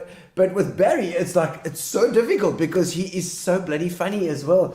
So you look at him and you want to laugh, and And I know that it's the same. It's the same with me. We have people in Spa. They're like some people just laugh. Yeah, it's just seeing you. They just I'm trying to talk to them, and they're just laughing all the time. And I'm like, no, wait, no, I'm being serious. Like I'm really. And then you contact someone and go, what we said is, I meant what I said, I'll call you. Whatever. Do it twice. No, I actually did want a book. I did want to bring the car, whatever. It's not that whatever. So sometimes you have that. It is. I see Philippa's moaning about it. I had 2 cold showers in a row. It wasn't cold. It was just warm. Do you guys want to take this outside? I'll just take over the paper. Can you see what's happening? Oh my word. And Miranda said we must get Barry on the show. We've actually had Barry on the show. He's been on twice. In fact, I think we've had Barry on twice. You'll have to go subscribe to the channel and you can go back and have a look. He was fantastic. I have no doubt. I absolutely love Barry. Amazing. He's the most generous guy. Love him. You know, and like I said, he likes to be serious, but he's always got 1,000 ideas. And he's witty. Well, he is sharp. And he works his craft. Oh yeah, he's a master. He's a master of his craft. I mean, I you know, I sometimes think I'm a bit slack about it. You know, you don't. Yeah, no, it's true. When you see someone with that work ethic and also the understanding, a lot of people don't know this. Incredible understanding. He taught me what a paraprosdokian is. Did you know what that is? No, we've got a That's clue. when you tell a joke and you turn left. Well, you know, like for example, here's the joke. Paraprosdokian says you set the rules and you tell a story, and then the last second, once you've set the rules, you break them. So, for example, I'll say, you know, when I was in high school, the principal said, you all look beautiful now that you've shaved your beards, and the boys do too. Do you know what I mean? So you just at the last second. That's an element of surprise. Okay, exactly, but then now that's a thing. That's a thing. It's a recognized comedic whatever, and he's actually got a new thing online where he teaches people comedy. Brilliant. And he's literally like he's a like cerebral, academic brain about it. So when you talk about working your craft, he might come across as quite, you know. He works on jokes every day. So many levels, yeah. Like he'll do a joke every day. Like he'll write, if he thinks of something, he'll write it down immediately as well. Ian von Mehmet is another one who's brilliant with structuring stuff. Yes. Like when we worked together with the shows that we did, I learned so much in terms of just putting a show together. Like when you've got ideas all over the place, you put he structured that whole thing and got it down. He's so good. But you were talking about that admin side as well, you know. So there is something to be said for structuring and recording and all those things, you know. So well, you've got your structure of your show, and then you add to that. Well, I feel like you and I are on a similar level in a way, because I feel like Ian and Barry and guys like that they really do structure those things and work them and whatever. But I think you and I are a little bit more you're flexible. No, you sort of you give yourself a little bit more pressure towards you say, okay, so after this has to be prepared for next week, so I'll do everything else now, and then when it's 3 days to go, then you go, I haven't got time to stress, and you put it together and you do it professionally and in structure and order. But those guys will go, 6 months from now, I want to have something ready. Let me do it now. Let me work it. You know, and I wish I was more like that. Yeah. I wish I was as well. I wish. All right. Do you have any odd superstitions? I always drink my coffee from the left. Always. Side. Yeah, I like the left-hand side. Really? Always. Yeah. Is that a thing? It's a thing. Yeah. Always. What happens if you do it from the right? What then? It's not right. What happens if you scalded your hand on some coffee? Yeah. Well, look. The thing is, actually, at one stage I was reading a book. Yeah. At one stage. There was that one time. They call you Red because you read a book once. And they were talking about cross connections between the left brain, right brain, whatever, and do something differently, you know. So drive a different route back from work, because then it causes new synapses to form in your brain, whatever. You know. And I was looking at it, and I thought, I always drink my coffee with the right. Like, why didn't I change it to the left? And I did, and then it stuck, and I just left it. And now it's like a thing. Like I don't want to drink it from the right. I don't want it. Like it's like I don't think it's superstition. Yeah, but it's like we've got to just keep it on the left. I don't know why. It's like just keep it there. It's fine. Yeah. Okay, so we Benoni, the Benoni. Springs. What was important back then when you were growing up? Growing up. Well, at that stage, Springs. At that stage was the music. You know what I mean? I was trying to do the music, and I was learning whatever. So I used to play bass back in the day. It was all about the bass. Try to stay at a treble, you know. So that was back then. It was. I used to play hockey. I was a goalkeeper. I was trying to be like culturally. I was a goalie. I know why. Because you wanted to put all the gear on. That's it. Exactly. Although in those days, I promise you, they would have a fit these days. I mean, you got like the cricket box, you know, that was borrowed from the third team, you know. Yes, for the balance. And then you had your, and we used to go without a chest pad. Jeez. We had no face masks. I mean, I took a hockey ball in the mouth with no helmet on. You had your little glove. And you had, and eventually, 90s, late 80s. Late 80s, early 90s. You remember those days, eh? Yeah. And we used to go and play with like virtually now, geez, the forwards have got like helmets and stuff. You know what I mean? The goalie in those doesn't have a helmet, and then you get a chest pad. If you make it up to like second team, you get a chest mask. But anyway, so yeah, I was very involved. Well, not very involved. I wasn't a big sports guy. I was a cultural guy. So music was a big thing for me. Music, theatre, acting, that sort of thing. So you knew you were in there. That's where I wanted to like express myself. Yeah. So definitely, and I think I knew as well. You knew. And was there a thing where you thought, okay, I can do this better than the other guys, so it gives you a bit of confidence? Yeah, and also like remembering lines and stuff, and it's true. Yeah. Also, I was extremely short. You won't remember those days. It was very long ago for you. Short. I was tiny, so like you don't stand a chance in sport. You don't stand a chance in sprinting and high jump and. Scrum skakel. Kom. Hulle het my glad nie geskakel nie. I played left back, It's Gaspar, is it Gaspar of Gaspar? No, it's actually Hungarian in origin. Hungarian. Gaspar, Gaspar, yeah. I did not know this. Yes, first generation. Yeah, my father was born in Hungary. Oh wow. Yeah. It was interesting because one day it was funny. I was chatting to a guy here. Actually, when I moved here. This guy says, where does this name come from, man? Yes. Where does this name? So I said to him, well, it's actually Hungarian. He says, and in those days I was a bit bigger than I am now. He says, Janna bro, but I can't think any part of you come from a place called Hungary. You've been born Brussels in Turkey. Exactly. Yeah, so that's where back in the day, that was, I don't know where we got on there. Yeah. That's, I mean, where did we came from? Where the name came from. So, but was there like cultural vibes there going on? Like, I'm half Italian, so we got the Italian, the pasta, the thing. Look, the goulash, obviously. Okay. Were you in touch with your family over there at all?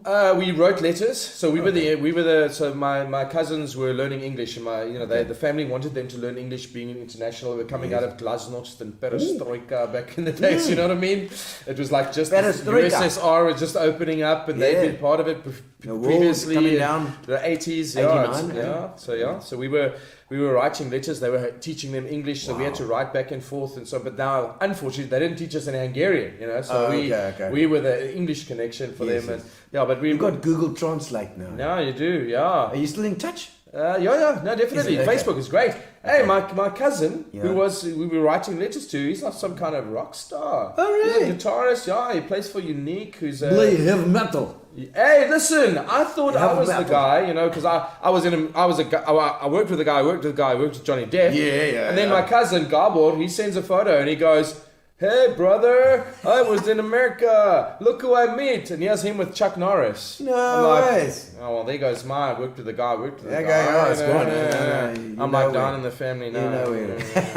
But anyway, so he's a muso. So he's like, and he was a teacher back in the day. So I was an accountant and he was a teacher. And fast forward a few years, and he's now this rock star, and and I'm now this aspiring comedian. Nice DJ. Radio. Hey, look, I love radio. Yeah. No, I love it. We'll get to that. That's good. The strangest way that you've ever been described. Well, your intro tonight. No, I'm joking. No, the strangest way, if you, in terms of being described, was the thing that comes to mind is the day I was it was a corporate event, and it was like quarterly meeting or something, and the MD was there, and the figures weren't great, and they had me in as a motivational guy. I was billed as a motivational humorist. You have to cheer them up. Yeah, exactly. And you're writing this. You write a little intro that you give to the guy who introduces you, and you hope that they're going to say something, they're going to read it nicely, and at least, or they'll say something about you, just to set the tone. Yes. So I've got to come, there's this room full of people, and the MD, I don't know, he was I can't even remember which company it was, but it was, somehow the figures weren't great. Okay. And wasn't looking good. Head honcho, whatever his title was. Steinhoff. I cannot confirm or deny. However, so this guy comes up, and obviously there's something going on behind the scenes, and you're there, and you're ready, and he gets up, and you can see there's this vibe, you can feel it, and he gets up and he goes, so we're going to get to the figures shortly, and we'll deal with it, and then he goes, and just got to tell you, before we get there, they've booked some Casbag, and he's gonna tell you a story or something, some funny thing. So everyone, welcome the motivational humorist, and then we'll deal with this. Hi. Oh man, I'm so being that guy. I'm so being that guy. Please welcome on stage. Ding ding ding ding ding ding ding. Under pressure. Hey, please welcome on stage Gino the clown. What? You say, this is my graduation. Big nose and big feet. I don't know. I think they weren't expecting me, that's for sure. This guy hasn't got a funny face. They do that as well, Yeah. No, it's a whole nother subject. Oh, classic. How's your life been different from what you imagined when you started it? Well, firstly, in the accounting office. Oh yeah. And then going that then going to comedy. Yeah, and then comedy, and also radio. Radio was great. I got into it almost by accident as a result of doing that course, and it's been a great journey. They say some people are in radio, some people radio's in them. Yes. I love radio. I absolutely love it. It's like a passion. It's crazy because it's like if you think about sport, like tennis. Yeah. Is you can play in a Davis Cup team, but in that minute, the pressure's on you to serve and return serve and whatever, as opposed to like in the film business, it's like playing soccer or rugby. Yeah. There's so many people and you're doing your stuff, but in radio, it's like the pressure falls on you. There's a huge team who involved in making it all happen. Yes. But there is match time, you step up and you've got big to do point temperament. Yeah, and then exactly and then at the same time, it's transient. Yeah. So I've always respected people who build houses and buildings and things because their work is there tomorrow. Whereas you are actually literally creating moments. You are creating moments and magic, and so I absolutely remember love that time. It's true. It's creating memories and creating stuff. And so you only have, and there's no second take. Yeah. With the movies, in the action film, those fight scenes and those things, 12 takes. And they said, will you do your own stunts? I'm like, why do you even have stuntmen? When you've fallen on the concrete sideways, poof, 26 times or whatever, you go home blue, so that's why they have stuntmen. You feel like I'm tough. You've been Isabel. And not in a good way. But anyway, in radio, it's you're creating something, you're making magic, you're making a moment, and there's a lot that goes into it, but it's like that. It's like that individual moment, and you get to make that magic and whatever. It's almost like theatre and acting and so forth, but it's like it's less structured in a way. It's more like riding the waves. It's like surfing. The ocean dictates what happens, and you've got to navigate it. And yes, you have your equipment and you've got your planning and you've got everything, but I love that. It's just the shell around you, then you've got to actually still make it work. I totally get that. Totally. All right. The most surprised that you've ever been? The most surprised that I've ever been. It's a difficult one. Just think of off the cuff, I know. Most surprised. The most surprised that I've ever been. I don't know. I get surprised all the time. All the time.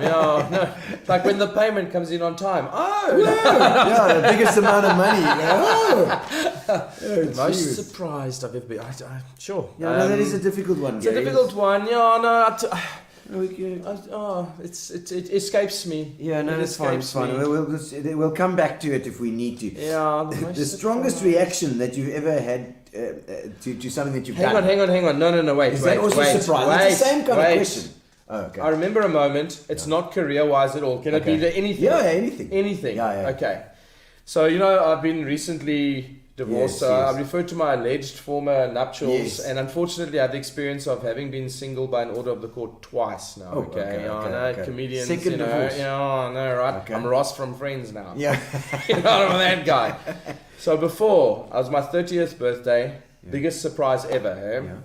So my first, the alleged former spouse. So she was very sweet, sweet at the time. She wanted to have a surprise party for me, and she wanted to organize a surprise party, but she didn't really go about it in a very traditional sense or whatever. She grabbed my phone one day and just sent a bunch of SMSs, because this is Okay, my 30th was quite a while ago. Yeah, okay, yes, you didn't yes, have I remember WhatsApp groups. Okay, You know? yes. So she got a whole bunch of random numbers from my phone and reckoned anyone whose numbers on my phone must be a mate of mine, Yes, of kind course. of vibes, you know, that kind of thing. And so she sent out a bunch of SMSs to people or whatever. And then on my birthday, very sweet idea. Yeah. However, the big surprise was I get there and well, we go out and she's, let's go just get takeaways or something. I'm like, okay. Yeah. And we get to this restaurant and there's like 30 people, but it's like the plumber, the guy that booked me to go like speak at his school. And, like a very awkward evening. Two good friends and a Hi. random assortment of people, Sovereign Foods functions.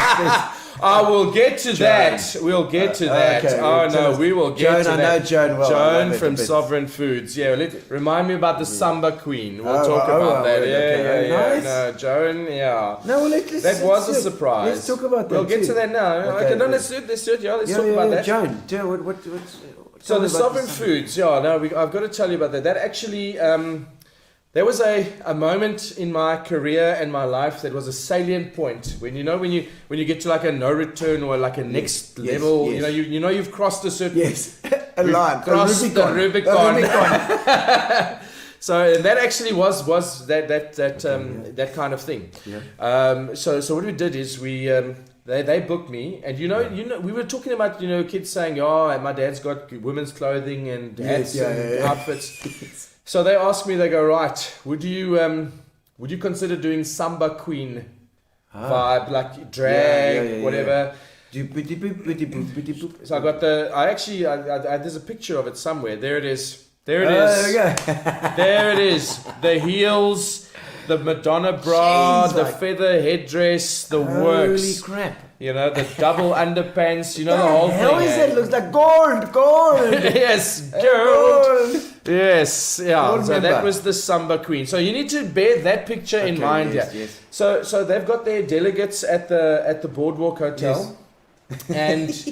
And I've just started. This is 2017. I've just started. Yeah, there it is. So I just started at AlgoaFM on the drive. Okay.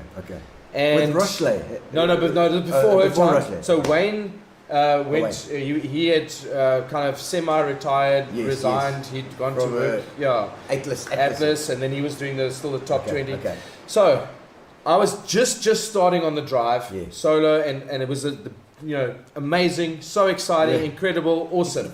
And we were at the Boardwalk at the time. The studio was at the Boardwalk. Okay. And but now I've got pre-booked stuff. I've just started there, and this is one of the events. Yes. So I have to dress up like the Samba Queen there and meet the delegates. They're coming down from their rooms to the bus, and I'm going to be like, Samba, Asante. Da da da da da da da. Exactly. And get them on the bus and get them off to the venue and then like host the thing in that get up. You know what I mean? And that was at that stage was one of the furthest I'd gone into the whole costuming, high heel, feather headdress. I hadn't gone that far yet, and the bra and the works and everything. So it was quite a stretch in a way. You saw it was quite a stretch. Yes, it was. Yes. Yeah. So, but now here's the moment. Okay. So I'm standing there in the Boardwalk Hotel reception, waiting for the people to come down. Just having started AlgoaFM, fabulous, wonderful, so excited to be working with commercial radio. Yeah. And who walks into the Boardwalk Hotel at that moment? Yeah. Dave Tiltman, managing director of AlgoaFM, takes one look at me and says, "And now, what is this? Is this why you took the afternoon off?" He says, "Stand there." He takes a photo. Now we've got this thing internally with Algo where if someone's off, we'll send a little email to everyone going, "Where's Roland?" And then we'll say where he is. So that's our little joke. He literally goes, "Where's Roland? If you're wondering, this is where." Sends the photo to the whole company. This is like I'm like weeks in now. I'm like weeks in, and then he goes, "Hang on a second. you got to do this for me. I'm like, what? He says, I've got the contracts here. And I think it was something like Super 14 rugby franchise or whatever. There was these like serious oaks there, sitting there in the Chwane bar there, whatever, around the corner. Yes. And he says, Roland, you got to do this for me, man. You got to do this. Come through and hand over the contracts dressed like this. So anyway, we walk around the corner and he goes, gentlemen, we here like to do things with great flair, so your contracts, you know. Super 14. Samba, Asante, all the rugby guys, there's a contract, Brazil, you know. What maak hierdie ou? And that was before the function started, and then the function started, and you know how these things go. Yes. And it's sovereign. Yes. And they were let me say, they are incredibly committed to their work. Yes. And incredibly committed to their play. Yeah, and it was great fun, great fun. But as you know, so this was the weirdness of the start. Yeah. And then you must know the whole thing then just went off the rails after that. Well, in a good way. Queenie, we love you, Queenie.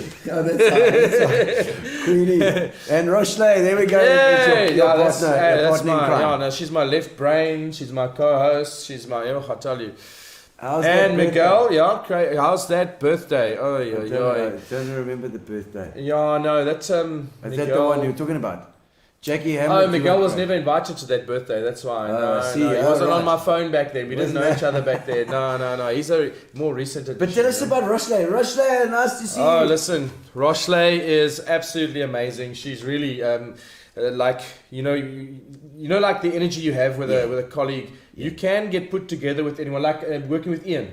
Yes. You know, I'm sure you and Ian have like a chemistry. He's completely insane. He is completely insane. Rochley would say the same about me. In this illustration, you're Rochley.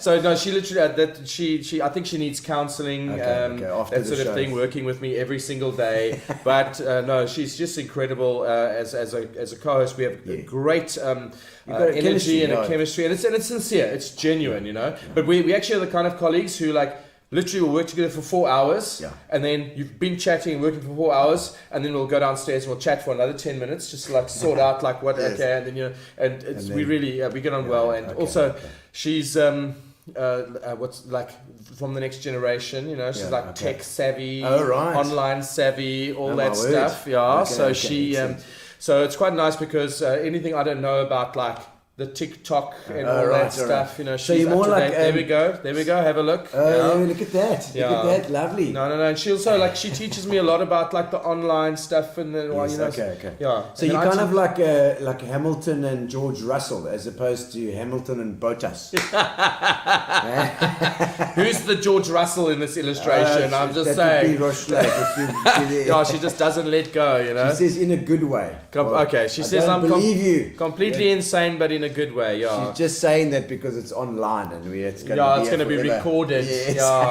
No, but listen, she's now. You talk about the left brain, right brain. She does a lot that people don't realize. People think that you just bounce things back, like what we're doing here. Nobody can see the 17 different computer programs you're operating with your feet right now. As we talk. So there's a lot that goes on behind the scenes, and also news reading. She does the news reading, also a lot of the production. So when we bounce ideas, this is the news by Rush read to by Rush. But anyway, we also like there's a lot of admin that goes in, a lot of different things like checking the guests' phone, organizing, whatever, tagging, cross tagging, hashtagging, retagging, all that, and then also just that lovely little chemistry on the air. And also if I forget something.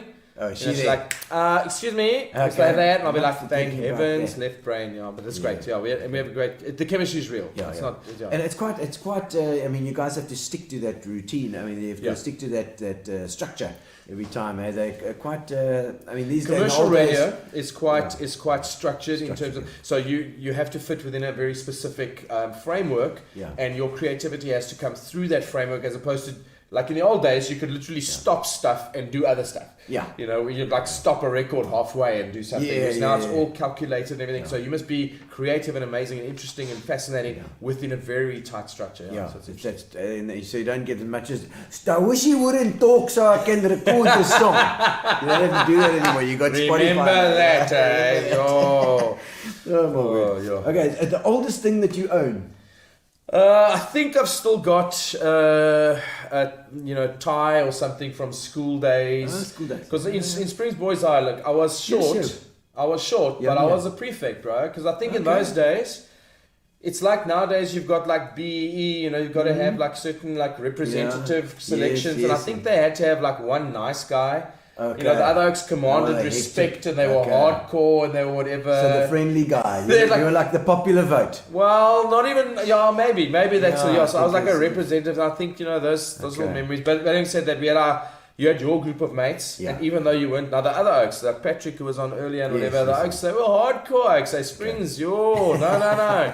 If you made it out there, and the oaks were like legends in their own way or whatever. But I was like. It's like the camel man of the indoors, know. Yeah, okay. Okay. So I think it represents that time, represent the back in the day. The oldest thing, And then at one stage I did win a competition with the bank where you take a loan, and then if you take the loan, then they give you the money anyway. Oh. And they gave me like 20 grand like years ago, probably a decade ago, whatever. And then I bought myself a 1984 Mini. Oh, but it rusted and a Mini, and you've still got. No, you haven't got it yet. Because that's a nice. It's a nice. It would have been nice to still have, eh? Yeah. We had Andrew Freeborn, the oldest thing. A guy on here doing coins and stuff, but he's a mini freaker, so he loves alphas and minis. Love that. Okay. Nice. Okay. So the most physically painful thing you've ever experienced. Hands down, kidney stones. Woo. Kidney stones. Did you have to pass those? I had to. Sweet Lord! Have you done it? No, I haven't. No? Oh my. I still remember the day, the nurses there, I would go, hey, this is not fair. When a woman has this level of pain, she gets a baby, I get a piece of carbon. Not that you compare the pain, I'm just saying. Out your urethra, Franklin. The song sounded the same. That was painful. I wouldn't do that again. That is okay. That is hectic. The most amazing physical feat that you've ever managed to pull off. Well, actually, I'm quite proud. Recently, I dropped 30 kilos. So 30 kilos. 30 kilos. It's half a Backstreet Boy. Good going. It's a full supermodel. It's one of Vin Diesel's muscles. It's a lot of weight. I'm not gonna lie. Look at that. There you go. Look at that. Look at you. Yeah. And that's within less than a year. Yeah. That's amazing. That is a lot of weight. It's a lot of weight. And if you think about it, were you running or were you? It was actually a diet change. Okay. They say you change so when you see the light or feel the heat. You don't eat crap anymore. You just eat good stuff. Okay. Actually, funny enough, it was literally that simple in terms of sugar and carbs. Because I went to the doctor. At one stage I said, I'm battling to eat, and that was never a problem for me, as you could see. And he said to me, you've actually got your sugar was 15.5, and my kidneys, my liver was, my kidney was swollen. It was right, and that would be a problem on its own. My liver was swollen, and he says you've got non-alcoholic fatty liver disease. Okay. I said, really? That's impossible. He says, why? I said, non-alcoholic. No, look at that. Look at the difference. Is it? 8 months. 8 months. It's crazy. It is amazing. And must feel a lot lighter on your feet now. It did, yeah. Eh? Yeah, no, for sure. No, it's just. Well, it's encouraging for other people as well. Look, the main thing is, it was bizarre how easy it was in a certain way. Because the doctor said to me, so you've got non-alcoholic fatty liver disease. I said to him, it can't be non-alcoholic. Do you know how much I drink? Yeah. And then he said, at that stage, it was even more. Okay. And then he said, you've got fatty deposits in your liver. You've got to lose weight, whatever. 15.5 sugar. You've got to cut the sugars. You're basically type 2 diabetic, whatever. Wow. He said, cut the carbs, cut the sugars. Yeah. And actually, when you are too scared, it's like they say, the best cough mixture in the world is a laxative. Because you're too scared to cough. Yeah. And that's literally what happened. I was like, too scared. I was like, and so got to do it. So made the change. After having started, it became a lot easier, and it's been a great journey. Yeah. And now I've started training. Yeah, started training. Oh, good. What do you do? What's the journey? Bit of a CrossFit or what? No, I'm training at the gym. I've got a personal trainer. Personal trainer. No, just like the famous people. Watch my Facebook, see the transformations. Okay. Follow him on Facebook, people. Okay. The most awkward thing that happens to you on a regular basis. I don't know if you've experienced this. Yeah. But people, there's two things. Yeah. The one is comedians, people think they can touch you. Have you noticed that? They think they can touch you. Have you ever noticed people? It's going on, yeah, it's going on, bro. You know, that sort of thing. And they like to touch you. They touch you. They Okay, I didn't realise. I don't know if they do it to you. I'm quite a touchy. Maybe you don't notice because you're already touching them. I'm a huggy person. Yeah. No, maybe you're already, you know. Yeah. People just touch me and they go, I'm going, do you do that at the bank? Do you do that with the plumber when he arrives? Hey, bro, what's going on? Yeah. What's happening? Touching me the whole time, you know. Touch my breasts. You know. And the other thing which is Miguel Hocker, I'm no plumber. Yeah, no, Miguel. Yeah, no, I don't. I try not to get touchy-feely with Miguel. He's a karate oak. You know, he'll let you know, bro. But anyway, so the other thing that people do is quite awkward. It's bizarre. And I don't know why they have the need to do this. Is to go, people who meet you go, so what do you do for a living? What do you do? And I'll say, oh, I'm in radio. And oh, which one? Oh, no, AlgoaFM. And they'll go, oh, I don't listen to radio. Yeah, why are you telling me? Thanks. I hate comedy. Yeah. No. The other thing they do with comedians, thing they do, have you noticed that with comedians, if they say, what do you do? And you say, I'm a comedian, they go, oh, do you know who's really funny? Yeah, not you. That other guy is so funny. They do it all the time. Now, do they do that with like lawyers? Yeah, what do you do for my lawyer? Oh, do you know who's a great lawyer? That other guy is a great lawyer. Or like a model. Do you know who's really pretty? I mean, you know who's beautiful? Are you a model? Do you know who's actually beautiful? Do they do that with other people? No, I do plumbing, No, big well, I do plumbing. You know he's a brilliant plumber. Not you. You need to call that out from he's amazing. Yeah, do they do that with other industries? I don't know. But comedians, they do that. It's awkward, but they do it. You know? It's true. Any time you regretted something you said? I do. I do. Okay. We'll take it one. We'll take it twice. My word. Twice, you bastard. Okay. Oh man, the biggest realization that you had about yourself. A friend of mine once said to me, this was interesting. A friend of mine once said, I was going to speak to a corporate group and I had to do a motivational thing or whatever, and I was saying I felt like I had to add something, do something else. I was under huge pressure. You know how it is. You feel like I've got to somehow be bigger, better, more. Like you're already hired because you're a specialist in that thing. Yeah. And you feel like the thing I do is not enough. You know, I must add more and add more.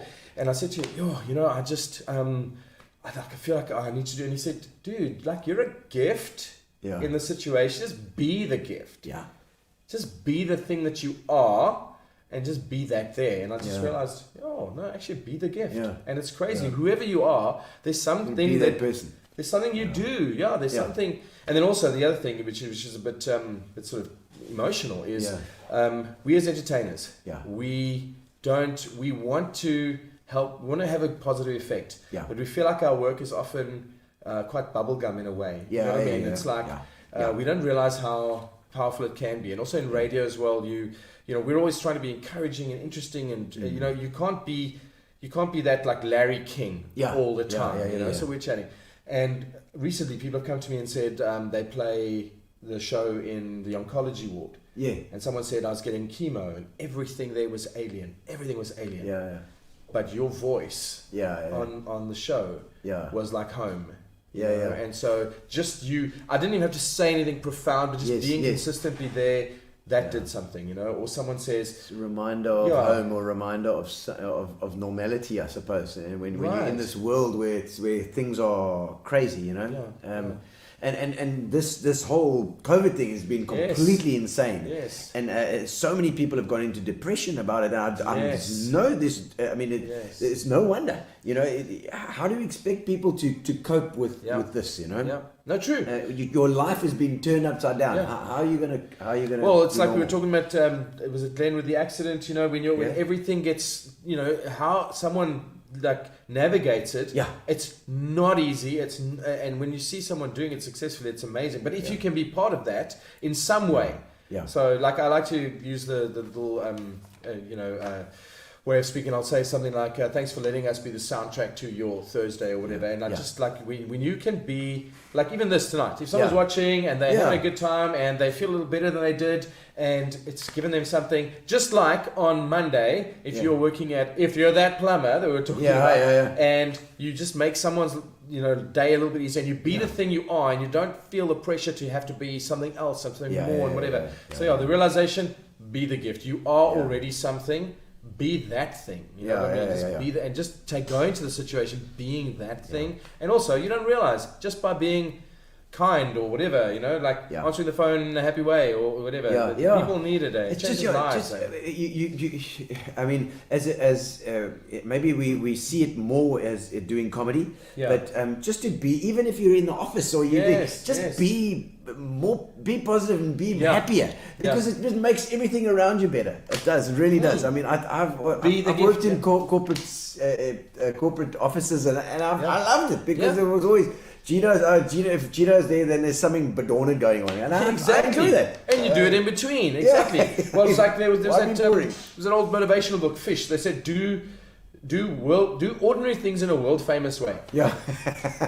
And that sounds like you. It sounds like you. Do ordinary things in a world famous way. Yeah. But anyway, the main thing is be the gift, and so many people just across your day, just by being that thing that they already are, makes my life better, and I've found that.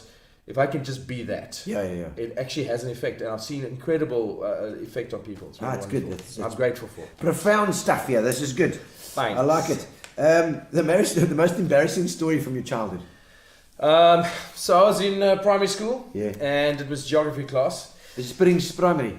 It was Pine Grove. Pine Grove? Yeah, it was named after the environment. Yes, I see that. I didn't have some sort of, it wasn't Hogwarts. Sounds like an old age home. Pine Grove. Shady Pine Grove. Pine Grove. And the teacher says, listen, we're going to do geography tomorrow. We're going to talk about how things work. Is anyone going to, we're going to talk about traveling the world, and we're going to get a sort of idea of the world. And has anyone got a globe at home? Please bring the globes. If any of you got a globe, bring it. And the next day we all brought them, and she said, look, thank you so much. I know these are expensive and so on, and thank you for bringing them, and thank your parents for letting in. So thank you, John and Susan and whoever for bringing the beautiful, beautiful globes. And Roland for the 60 watt. You chop. I got the globe. You can't see the countries on it. It's too small.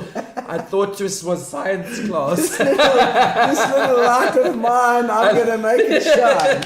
I literally brought a globe. I actually brought a globe. I didn't.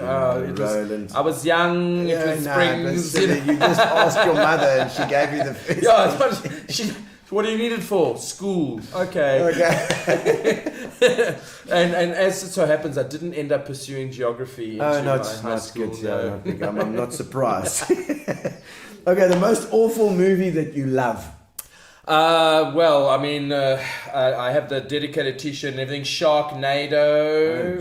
I don't love the movie. Okay. I love the gumption of making the movie, the chutzpah of it. Yeah. No, because that is complete shite. No. A world in which sharks can both fly and growl. No, I get it. Hello? But then those movies, like you say, the gumption, the light bulb moments is Sue Rhodes.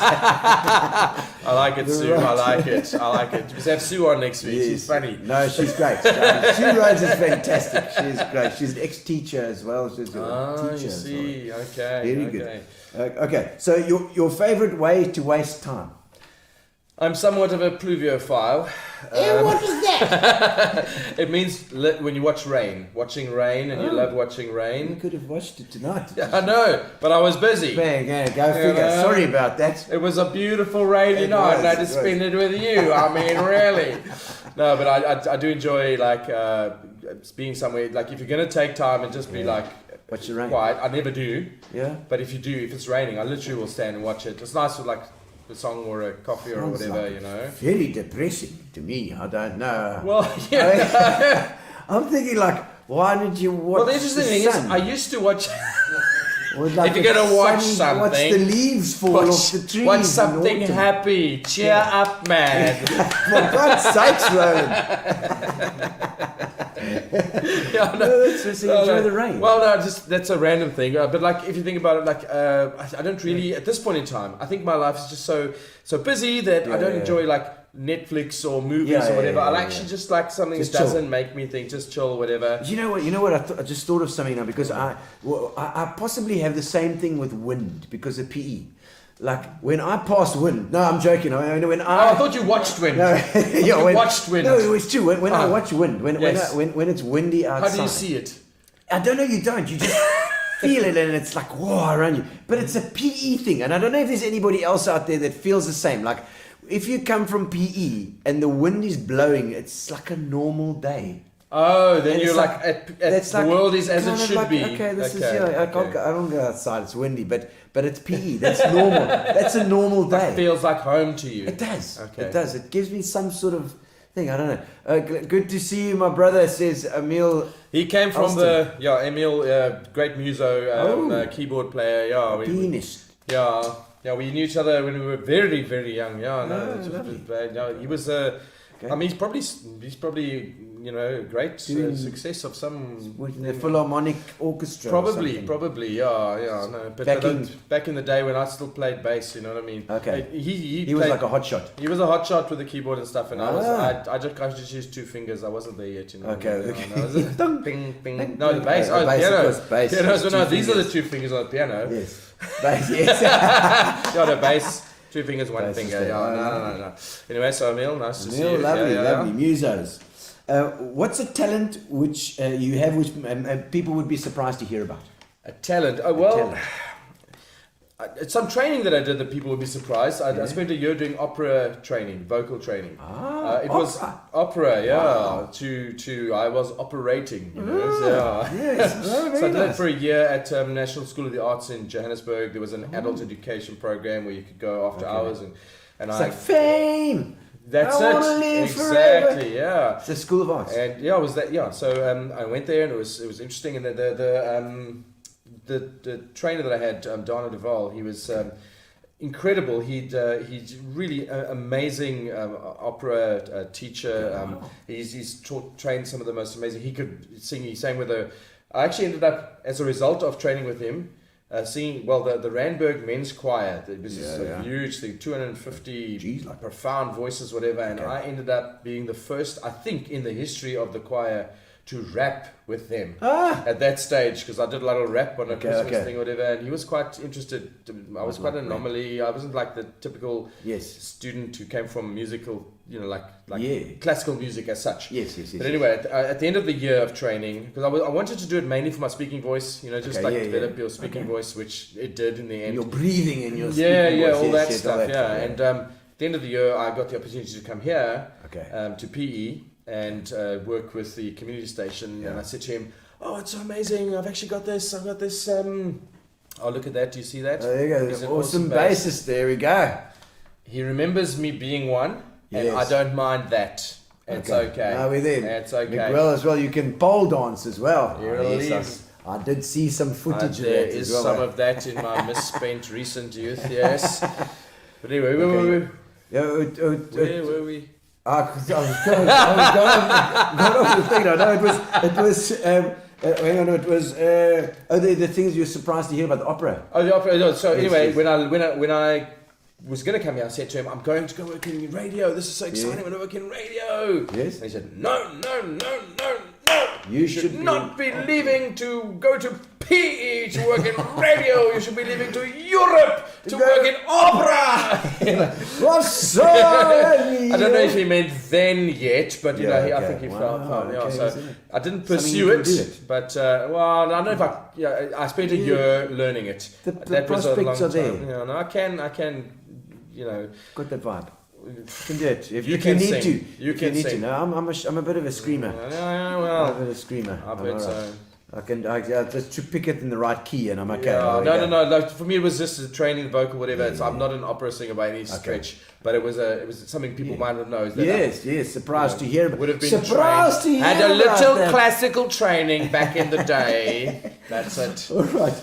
Right, so what do we've now got the quick questions. We're going to do a couple of quick questions. How quick? Rapid fire. Okay, let's do it. Let's do it. All right, we're getting put it.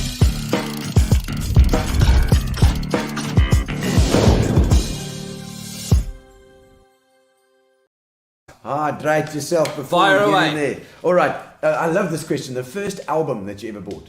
Olivia Newton-John, Heart Attack. Heart attack. You're giving me a heart attack. 1983. Huh? I got because I bought the 7th single. You see? It wasn't my first one though, but it was. Right. And then it was Physical was the other Yes, of Physical, the same album. yeah. It was when she had this headband and she was so Yes, gorgeous. yes. And she was just out of Greece. Quintessential, iconic, I know. Yeah. Yeah, no, absolutely. It was like we were like sick of Greece because we all watched it seven times. Exactly. And next then she had level. the next level. That's Heart it. attack. That's Did you get into bass on that? Because it's got a nice bass line. No, that was way before I was into bass. Okay. Because it's got a good bass line. Yeah, for sure. It's like slap bass. Yeah, no, I didn't even get to slap bass. Emil lied, but it was kind lie. Yeah. I love it. Okay, your biggest weakness? Procrastination, put myself under pressure, you know the story. Yeah. That and a little bit of beer. That as well. What song can you listen to on repeat? At the moment, it is Higher Power from Coldplay. I can listen to that all day, every day. It's my anthem for the year.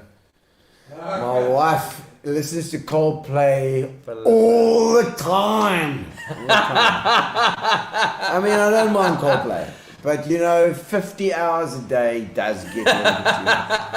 For goodness sakes, Roland. Now what have you done? Now she's probably going to put it on as well.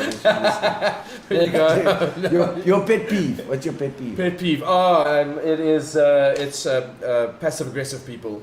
Oh, passive aggressive. I hate passive aggressive. We're all here together today. You know who you are. Yeah. Somebody has done something. You know who you are.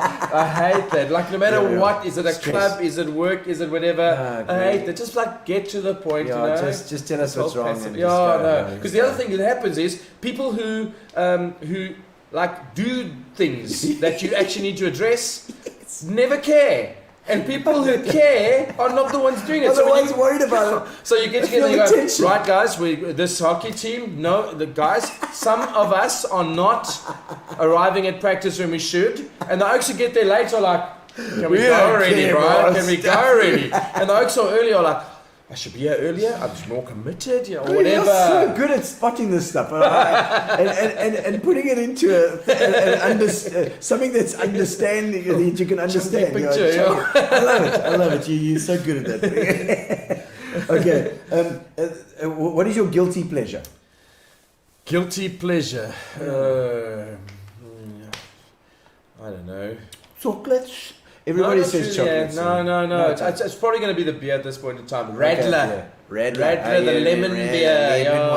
Down at La Cantina, they call me Radler Roland. Oh, excellent. Okay, some of your favorite movies. Favorite movies, 3, Shawshank Redemption I really liked. I loved Con Air. Shawshank Redemption? I don't think I've watched that in years. Oh, was it supposed to be recent movie? Oh, no, it's fine. I still remember Shawshank. I really enjoyed that one. Yeah. I'm not like, what else? The other two. What about the other two? The other two. Say Anything. Do you remember Say Anything? Don't remember Say Anything. John Cusack holds the radio above his head, the boombox, that iconic 80s moment. 80s thing. Okay. No, so these are historical. Say Anything. It's been a while since I watched the movie. It's like Ferris Bueller's Day Off kind exactly, of time. It's that zone. Yeah, exactly. Jeez, okay. So I like old. I like that stuff. Yeah. Old classics. Old classics. No, those are medium classics. Okay, not like old classics. Comedy movies. Comedy movies. I don't know. Like I haven't really been into movies for a while. You like Python? You're not a Python fan? Not as a movie? Yeah, the Holy Grail. It's good. It's good. Yeah, somehow. Yeah. And I mean, it's amazing. Sellers? It's incredible. And Peter Sellers is good. Yeah, that was awesome. Yeah, Peter Sellers. What was the? It's a Pink Panther. No, the other one. Oh man. There was that new Peter one with Steve Martin as well, which was with the hamburger thing that was... I'm bigger. Actually, I love that scene. What was the other Peter Sellers? There was Peter Sellers one, the party. The party. That was amazing. That was amazing. Where he's got the watch on and he gets shot 50 times. Classic. Birdie Num Num. Birdie Num Num. Yeah, those are good ones. Yeah, so I'm not like movies. There was I get it. Yeah. I get it. Okay, if you had to shoot a love scene with a male actor, who would that be? Ryan Reynolds in Deadpool in costume. Oh, in costume. Well, it's going to be all touchy-feely, but you won't be able to get anywhere there because you it's see. all gonna, Oh, I see. Oh, there was method in your madness. No, okay. I'm just thinking. Okay. It's the infrastructure's already it's on, already and also you can. It's X-rated already. You can swear if you have to. Okay. Nice. No, I like that. Ryan Reynolds. Okay, I'm okay with it. Yeah, do you have any hobbies? Do you collect anything? I'm somewhat of a numismatist. Oh, really? Yes. Numismatist. Coins. Yes. Yeah, You should have watched my Andrew Freeborn episode. I'm going to have him on again, by the way. I've got to get him on again. Check him out, yeah. He does coins. He's so good at it. Like he'll spot it immediately. He'll be like, "Oh, a very good example, but this one is a fake." You know, he's got right. I actually need to talk to him. Yeah, it's most often that's the case. Because I'm not a prolific. So just like you just play at it. I've got my little coins, whatever. Collection. But he would be able to look at it immediately and go, this one. But he's got that I'm just way. so proud I've got the movie there. Yeah. He's got the way of saying it that it's like, oh, Antiques very Roadshow. nice.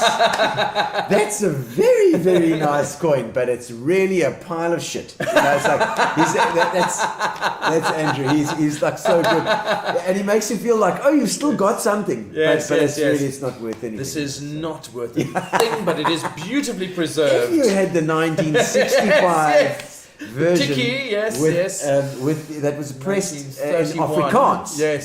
Yes. Like the 1 cent piece, you know, there's a 1 cent piece that was like pressed in 1965. I think it was a 65. I can't remember. 60s, yeah. And it was an Afrikaans one because that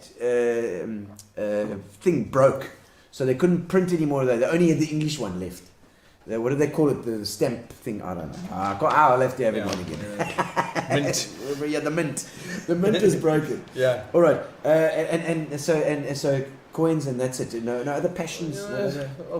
I don't. Yeah. I sound extremely boring. Yeah. No. Coins. No, coins is good. Coins is what the cool kids do nowadays. You know what I mean? Yeah. Well, nerdy guys. All the cool kids collect coins, you know. Cool kids. But I suppose that's just something like random off the side. But I don't have. I'm not like I don't. But when you see a coin and whatever, you're like, oh, what's that? A little bit, yeah. I feel like I've been going through a bit of a phase right now where I've been like chunked up in work, so I don't know. Okay. Not too much. Yeah, like I'm not in that phase where you can go and like, you know, polish your surfboard or your tuner guitar. I haven't got mental space for that. Sort of feel your Ryan Reynolds model. Yeah, the Funko Pop, yeah. You didn't say you dressed up in I don't have Deadpool cosplay. Exactly. You know, it's part of that dream. Look, given a choice, a female. Okay, there we go. I actually did do a love scene, by the way, with a female actress. Female actress. Most actresses are, but you know what I mean. Yes. And I must tell you about it. It was in that Slam Bang movie, and her name is Jackie Renz. Okay, and we did the scene, and I've got to try and save her life or whatever. And I get to her. She's my girlfriend in the movie, whatever. And I get to her. And she's afraid, and I'm panicked, and I've navigated all these killers trying to kill both of us. And I get her, and I say, I'm going to sort this out. And we have this passionate kiss. And the director comes to me and he says, Roland, you are an amazing actor, because even during the kiss, there was this palpable fear coming off you, like fear, like you were about to die. And I said, she's engaged to Garth Collins. Granite from Gladiators. Remember Granite? Yes. And when the girl that you have to kiss, when her man is seven. Wat het jy vandag gedoen? Met daai movie van jou. The thing is, no, he doesn't talk like that. Okay. No. Garth, no. No, I just saw it with a big oak. No, Garth would just say, is it? he's one of those that doesn't talk a lot, you know. But he's going to move you now. No. So, no, he must get old granite. But he's a great guy. But what I'm saying is, like, if you are going to do a kissing scene with someone's other half, that's Jackie. That's Jackie. You can see, absolutely beautiful, yes, incredible actress, amazing, and she was great to work with. Amazing. Yeah. When they said you're a good actor because it looked like you were afraid while you were kissing her. I'm just going, there is really the one. Firstly, the scene remanded the fear or whatever. Secondly, you do think about the implications if God were not okay with it. You know, he was fine. He's amazing, but I'm just saying he's rather a large fella. You know, So you do. Your mind does play those tricks on you. I love it. Okay, any concert, past or present, that you could go to? I don't really love concerts. This is bizarre because I don't love crowds. Oh, you don't like crowds? Okay. No, I really don't. Okay. Like that's your. It's like a phobia. Yeah. Have you got is that your phobia? Yeah. I really don't like crowds. Okay. I like concerts are not I love the art. Obviously, I work with it. It's my world. You know what I mean? But to actually go and stand in long rows of people and be pressed up against on every side and stand in a 3-hour queue for the beer and all that, that whole experience that you kind of remember and you enjoy about a concert. Like I prefer not to. I haven't liked it traditionally, so I stayed away from concerts typically. But I did go to Rodriguez, who was here.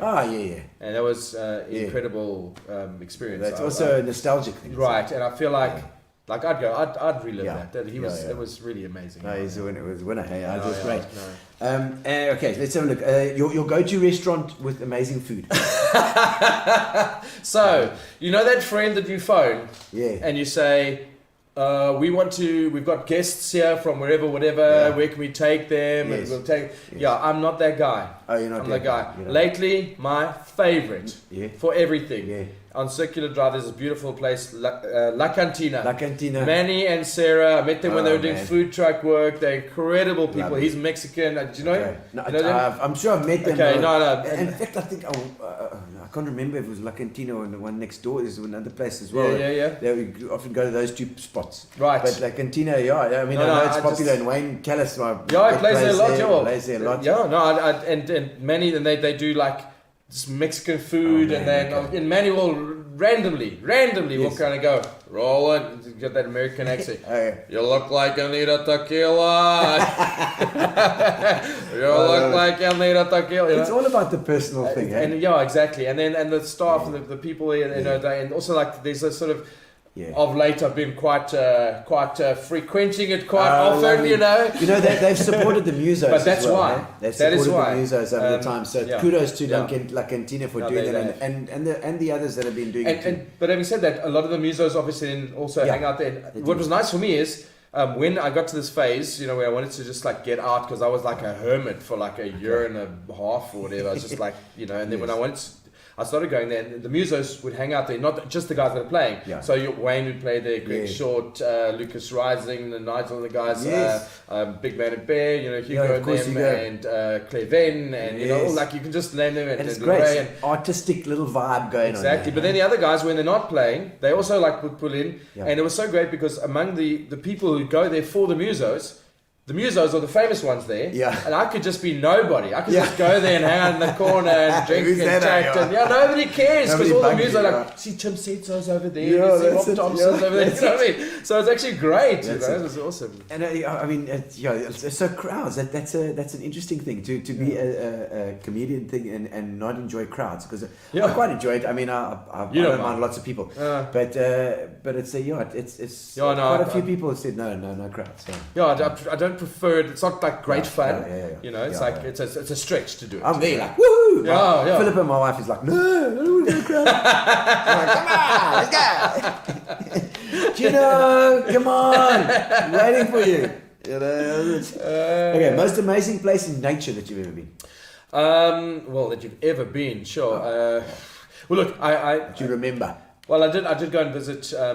My daughter was working on the east coast of in Maine, on the east coast of America. Wow. And Chesapeake Island is a small little island. They call it the Calendar Islands. They thought there were 365 of them originally. So just off Maine, there's all these little islands all over the place, and one is Chesapeake where she worked. There's 120-year-old inn there, shipping island inn. And on the one end of the island, like in the morning, you can go and you can see the sunrise on the one side over Casco Bay. Yes. And where all those Maine lobsters come from, you know. It's absolutely beautiful. So in the morning, you go, watch the sunrise, and then like do your thing or whatever, and then in the afternoon you go on the other side and watch the sunset. You know, it's beautiful. small enough. And in the middle, then it rains, and then you watch the rain. You got me with no crowds. No crowds. It's an island. Rain, there's no feeling crowds. sorry for yourself. Counting my coins. You really have captured me here. Counting the coins, trying to dig up a treasure chest on an island. Oh my word. Okay, the last time you got hopelessly lost. Funny enough, same trip, New York City. So we went to New York, and as it so happened, staying in a hotel. Cara organised this. She's very good with like booking places or whatever. So we got this place right near Times Square, which is great, like just a few streets down. And so I had the sleeping pill. This is starting badly already. But they had this drink called Four Loko, which was recently unbanned, I think, or something like that. It's basically like, you know, these energy drinks mixed with alcohol. You know when like you know, they imagine it's pre-mixed already. Yes. And this was apparently, but I just loved the taste of this. I thought it was amazing, and it was so it's like energy drinks and alcohol. Yeah, exactly. Four Loko, and for some reason I couldn't sleep that night. I woke up, it was like 2 a.m, whatever, and I'd had my sleeping pill, and everyone else is sleeping out, and I went into the downstairs onto the streets, walking all over, looking for Four Loko now, and like every corner looked like another corner, and you know, just like it took me. Oh my word, to get back again. So yeah, there it is. That's an actual photo from that night. Oh no ways. That's me with my little sleeping pill eyes. Gary's on the ball tonight. Oh, fantastic! Look at those sleeping pill eyes. I'm going to fall asleep any minute.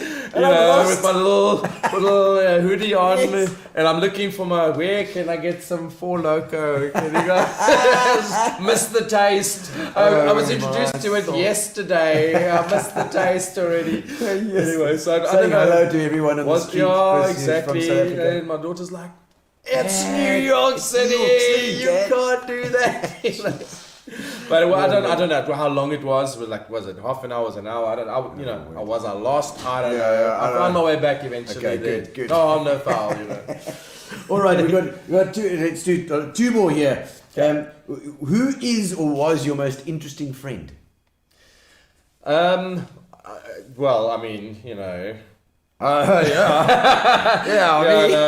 mean, I have friends like you know. It's true. I've got to say, recently we've really, really bonded and connected more than like we didn't spend time together a long while or from before, but in the last year or so, we've really spent some time together, and that's Tom Swartz.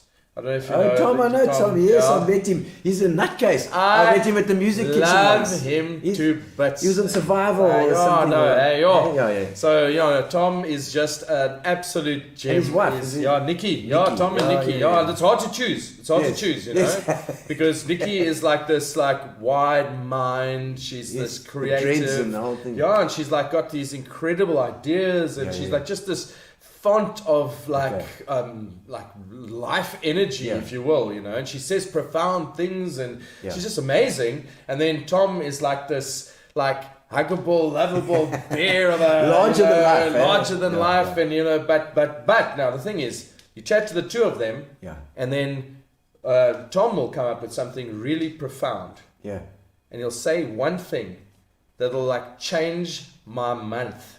Really? I'll be like, what did you say? You know, and then Nikki will be like, I've been speaking profound truth for the 3 whole hours. time. I told him that one. No, but anyway, listen, amazing, and also most interesting in terms of I've got a lot of different friends across all the different industries and different places, and friends from like the guys from school days, from Sovereign work, from all these kind of. So you got people all over the place. But when you talk about most interesting, you know, who's your one friend who's like, you know, done anti-poaching stuff and military training and conservation and one survivor and can probably build anything, braai anything, fight anything, you know what I mean? Sell anything, buy anything, you know what? He's just incredible. I've got to say, a lot of people have watched the show and we're like, I don't know, that act's a better bracer, but I don't know if I like that guy or whatever. And I was going to say, behind everything, what a heart. But also, incredibly interesting. Interesting.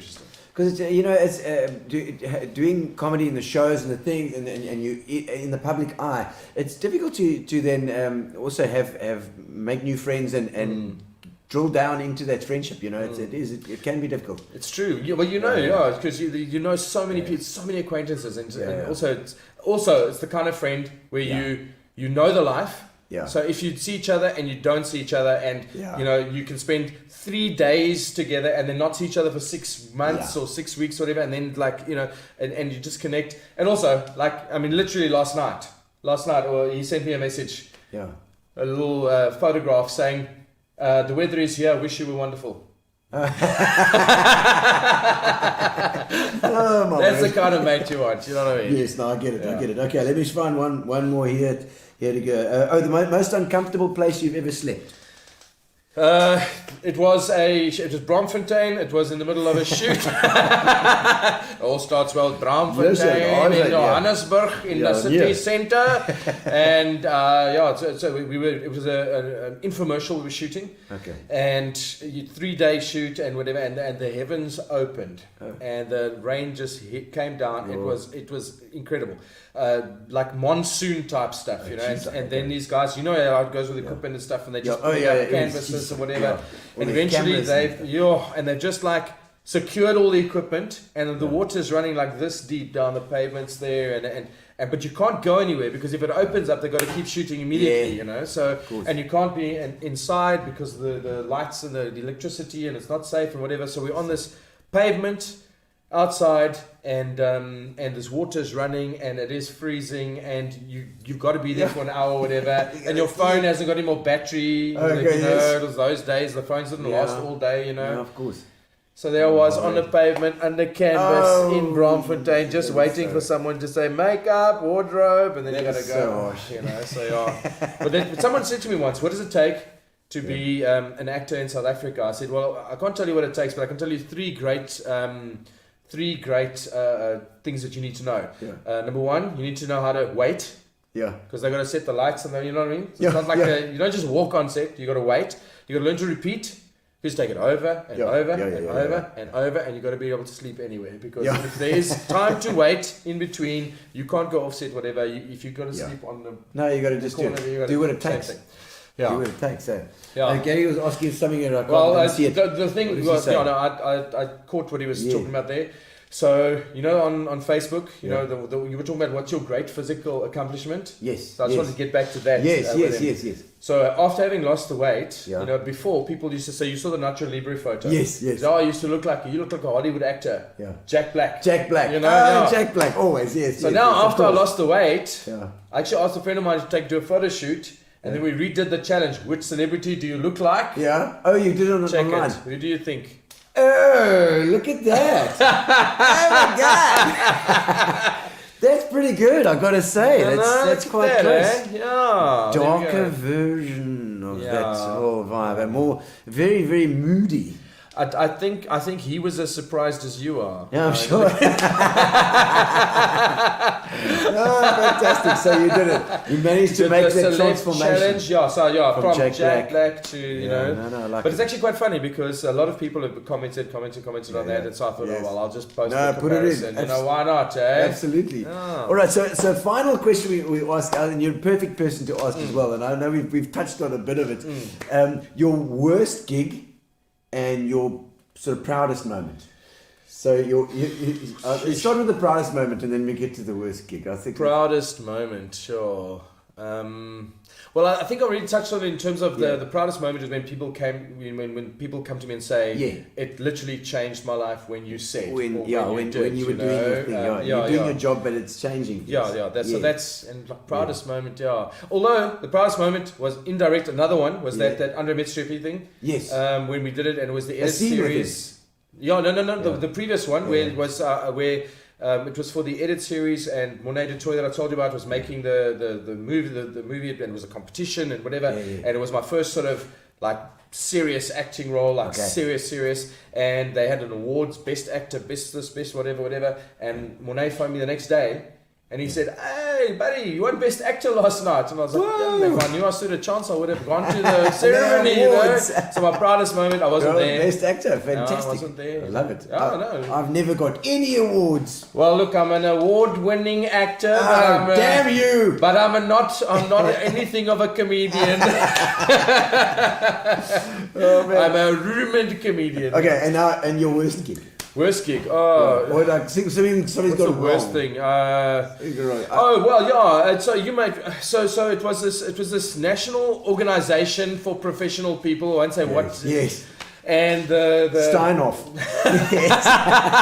and the director or the chairman or whatever, and you know how you do the rehearsal and then you check the script and then they have the awards and he's supposed to do the awards. He's supposed to do it. Oh right, yes. And then you announce or whatever, and then all the stuff's written on the script in front of on his podium. Yeah. So I announce everything, do my gig, whatever, and he comes up and he gets nervous. Oh. So he goes, "It's now time for the awards. Thank you very much, whatever," and he goes and sits down.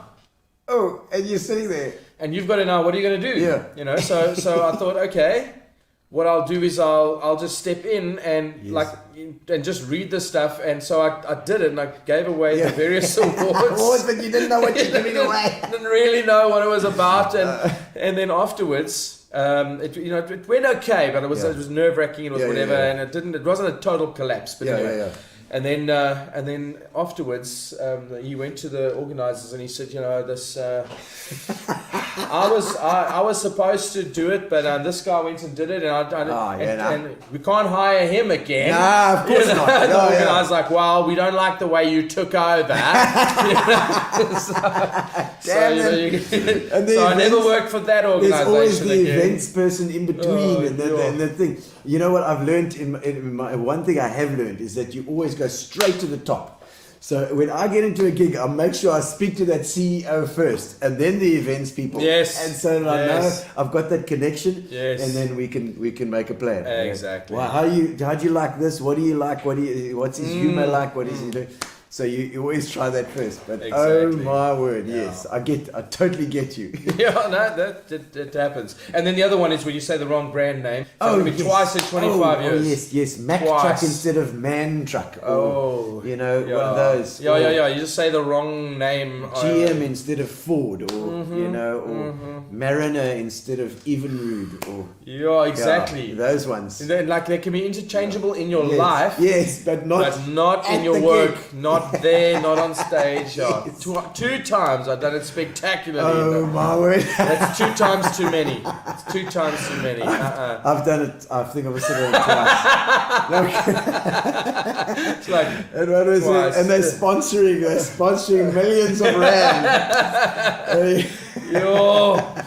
The weight on you in that moment, that cold feeling, No, that's hectic. That's so hectic. I've had, and as comedians, you always have crap gigs, and you have lots of them. And you've got to have them. You do. And also, like, where you just like the other thing as well is like certain fraternities, certain professional organizations. Like there was a group I had to do a thing for. It was a game farm or whatever. That they had international guests, and they ask you to do some comedy to be relatable for everyone. And you go, no problem. Who's there? No, it's just a bunch of guests, and we're going to do it over dinner while they're eating. Firstly, there's a problem. People are eating whatever as well while you're doing your while you're doing it. Next thing they go, okay, cool. And then I just go around the room. Oh, where are we from? Where are we from? Nobody's from like an English-speaking country. Do you know what I mean? Yes, and then you've got it, and then you throw it.